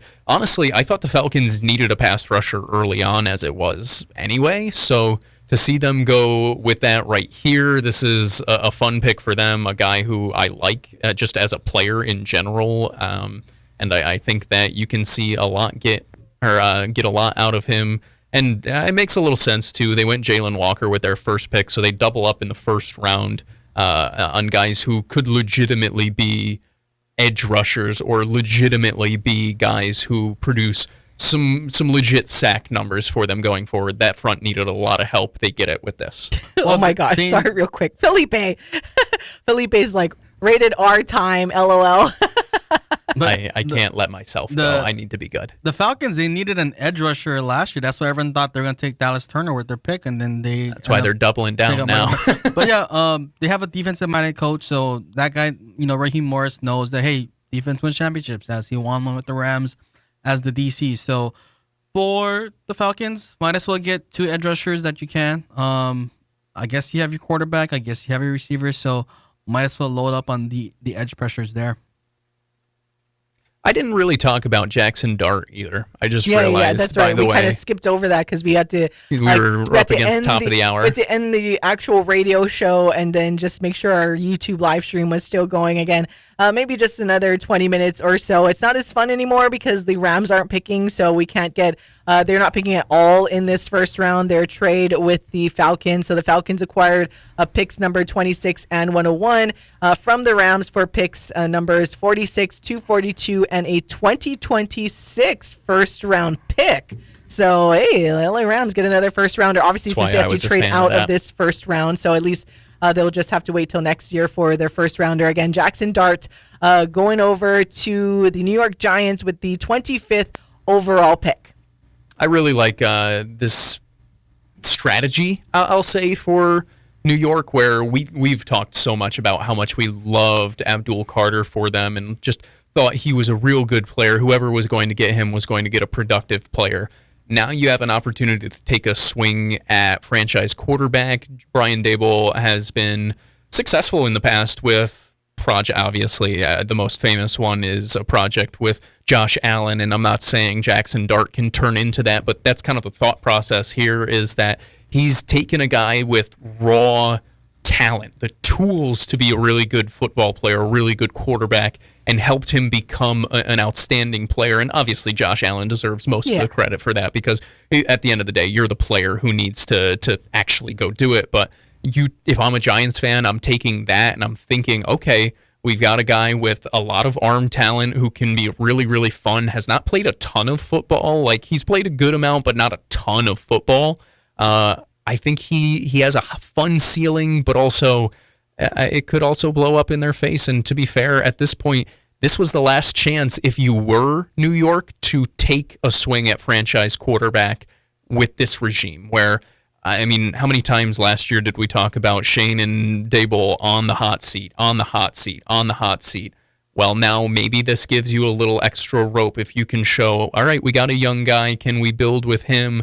And also, he doesn't have to be thrown into the fire right away. Michael brought this up earlier. The Giants had signed Russell Wilson, had signed Jameis Winston, so both of them probably compete for your starter job. And if Jackson Dart comes out and kicks butt, then awesome. You love that. You're pleasantly surprised, but you don't have to throw him into the fire right away. And I think that's so important, and that was so important to wherever Jackson Dart ended up.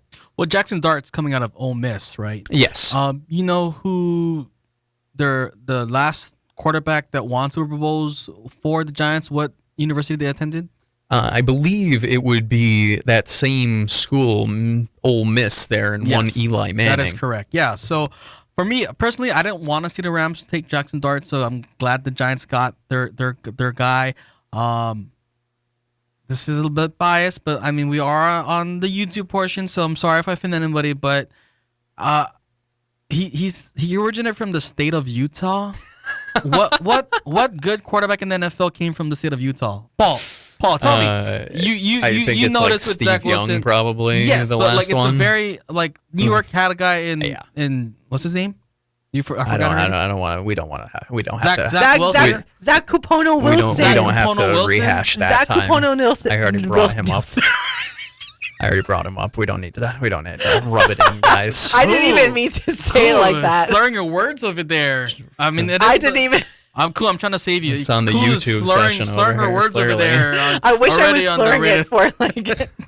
Unfortunately, this does not have, or these things We do not should have have put any. wine in there I for should you. have. I should have, Would've so been that I would have funny. made it out here. I told you, like our studio, like air conditioning, like barely works, and it gets hot in here, and I cannot function when it gets too hot if it's not like me being in the sun.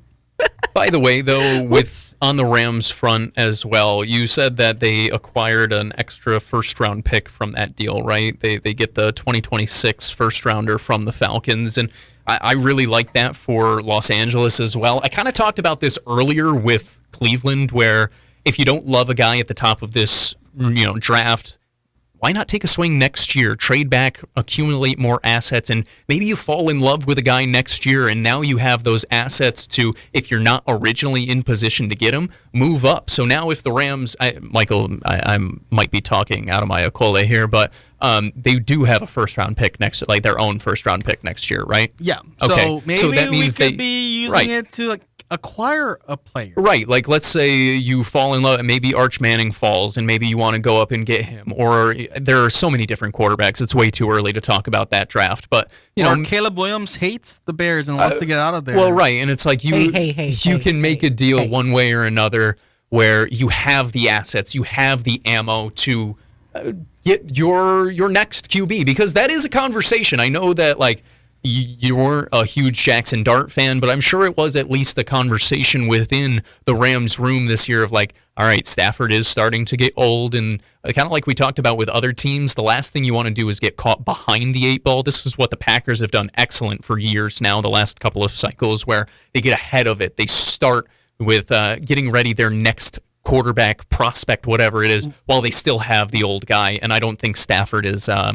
as much of a curmudgeon, I'll say, as perhaps an Aaron Rodgers or a Brett Favre. Well, what's to say they don't draft a quarterback with pick 46? Which Oh, they just absolutely. acquired from the Falcons. Absolutely. There's a lot of good quarterbacks that I kind of that I wouldn't mind taking with the second round pick though, and that's particularly because from a financial standpoint, because first round picks quarterbacks have a certain salary set, but if you get them in the second round for much cheaper, we see the success that you can have. We saw that with Russell Wilson, with Dak Prescott, where they were drafted on day 2 or day 3, or even with Brock Purdy, and you can get a guy there. If Shedeur Sanders is there at 46 and he wants to sit behind Matthew Stafford, That's and my our dream coaching staff for him at this point, I think, to be likes honest. him, sure, maybe, why not? And you know what? If it sucks, maybe we have our 2 first round picks to go and do something. But or we could get somebody like Jalen Milroe, who might be the best running quarterback prospect since Cam Newton. He probably has the power as Cam Newton, the speed of Lamar Jackson. A running quarterback in the Sean McVay scheme. That's something that he hasn't had yet. And if Sean McVay likes Jalen Milroe, I like Jalen Milroe. By the way, most Fair. recently being picked up here Malachi Starks getting drafted by the Baltimore Ravens, safety out of Georgia. It just kind of fits right into like Baltimore and their defense mentality. Going back to the quarterback position though, and looking at the second round, I mean, as we keep talking about with like Shedeur Sanders, one team that Shedeur was almost like he was saying he was crazy about was the Las Vegas Raiders, and realistically, the Raiders could still get him in the second round now. I mean, still be there. They're picking 5th in the second round, 37th overall, barring anything crazy from happening. Obviously, now we're finally starting to see some trades in the first round, but yeah, that'll be interesting. And instead of the second quarterback to go in this draft and second in this first round, of course, is Jackson Dart going to the New York Giants. But this has been a pretty solid first round here for the Giants, for all of you Giants fans. And too bad, like I said, our AC Custodio isn't in here. He is the one Giants fan that we have. Abdul Carter with the 3rd overall pick, a player that's one of those best player available, right? Like between him and Travis Hunter, it's like, hey, those are like by far the best players and athletes that if you were at the top, you were going to take them. Obviously, there was a bigger need for Tennessee to take Cam Ward, but the Giants, so far, so good for you guys. And boy, they definitely need to have a good win because, as you were saying, a lot of like their coaches and everyone on the hot seat. So maybe this could be the turnaround that they could potentially have there in New York, your neighboring team.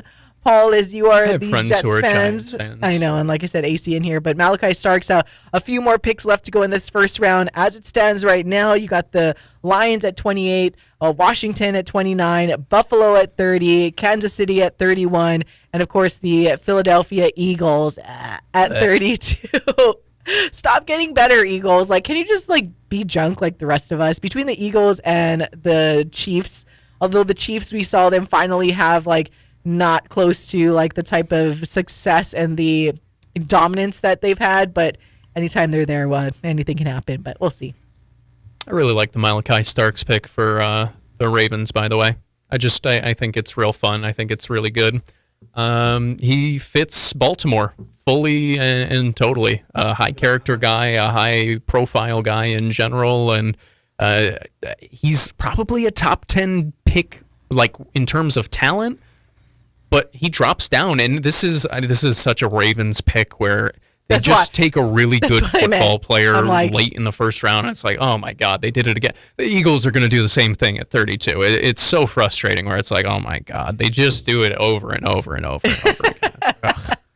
That is what it feels like at this point. Well, anyways, wrapping it up here, though, gents, anything else to say maybe about your teams? I'm so bummed that we didn't get a Rams pick in this first round that we had. Like it just there had to be something. I understand that was a pretty good trade, but still, I wanted to get like a true Michael Lasquero reaction to who his team picked. He has his like jersey, well, not a Rams jersey per se, yes, according to it's not technically a Rams jersey, but that would have been fun. But nonetheless, again, for myself with Chicago, I am bummed about Ashton Genty, but at the same time, if they didn't have to give up anything, just stay where they are, I'm fine with that too. In Ben Johnson, I trust, and in Ryan Poles. So if Colston Loveland was the guy for them, a tight end out of Michigan, and they felt better about him than Tyler Warren, I'm all for it until I see otherwise. I am optimistic. It is draft day, so I'm optimistic until we get to September for the Chicago Bears. But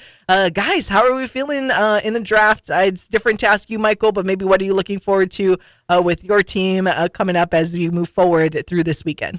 I just think that there's somebody in the class in next year's draft that we like to be our next franchise quarterback with this move. So, yeah, we're gonna go all in this year, and maybe we'll see if Matthew Stafford still wants to play football. But I like the moves that they're making. I'm glad that we're not drafting the first round because I think that's bocce on Alan Mia's billboard at the start of the show of fans that of very bad teams, and I just shout out to Alan Mia. But yeah, I don't know. We need to get off though, because I think some people want to make some trades with us. Koo, I see our phone lines are buzzing. Right, we're gotta get on the gotta get lines. on it. All right, last little tidbit for you, Paul. I mean, it's not like you and I aren't going to gonna talk say, about this you and I tomorrow, will but chat at much least more. YouTube-wise, saying hello to the beautiful people as we wrap up here on YouTube, and they can hear from us tomorrow, though. Well, I really appreciate everybody who did tune in today. Thanks for sticking with us as long as you did. Tyleik Williams just went 28th overall to the Detroit Lions, so that'll probably be the last pick that we get on here. I love Armand Membu. I comped him a little bit athletically to Trent Williams. Anytime you get that in a sentence, you feel pretty good about it, and he's young, just turned 21 a month before the draft. It gives the Jets a young, really exciting, talented offensive line. And for the team that I think they're going to want to be this year, which is a run-heavy team and a team that wants to protect Justin Fields, I think it was a great move. So excited to talk about it more. Excited to talk about the entire first round in depth tomorrow with you, my friend. Plenty more to come on Wake Up in the Den. But for today, we're all pal. For today, we got to go. Bye, everybody who's been watching on YouTube. Michael, get in on this camera shot so you can say bye to the beautiful people that are watching. Bye. Bye. Tune in tomorrow on the radio only, though. Or bye.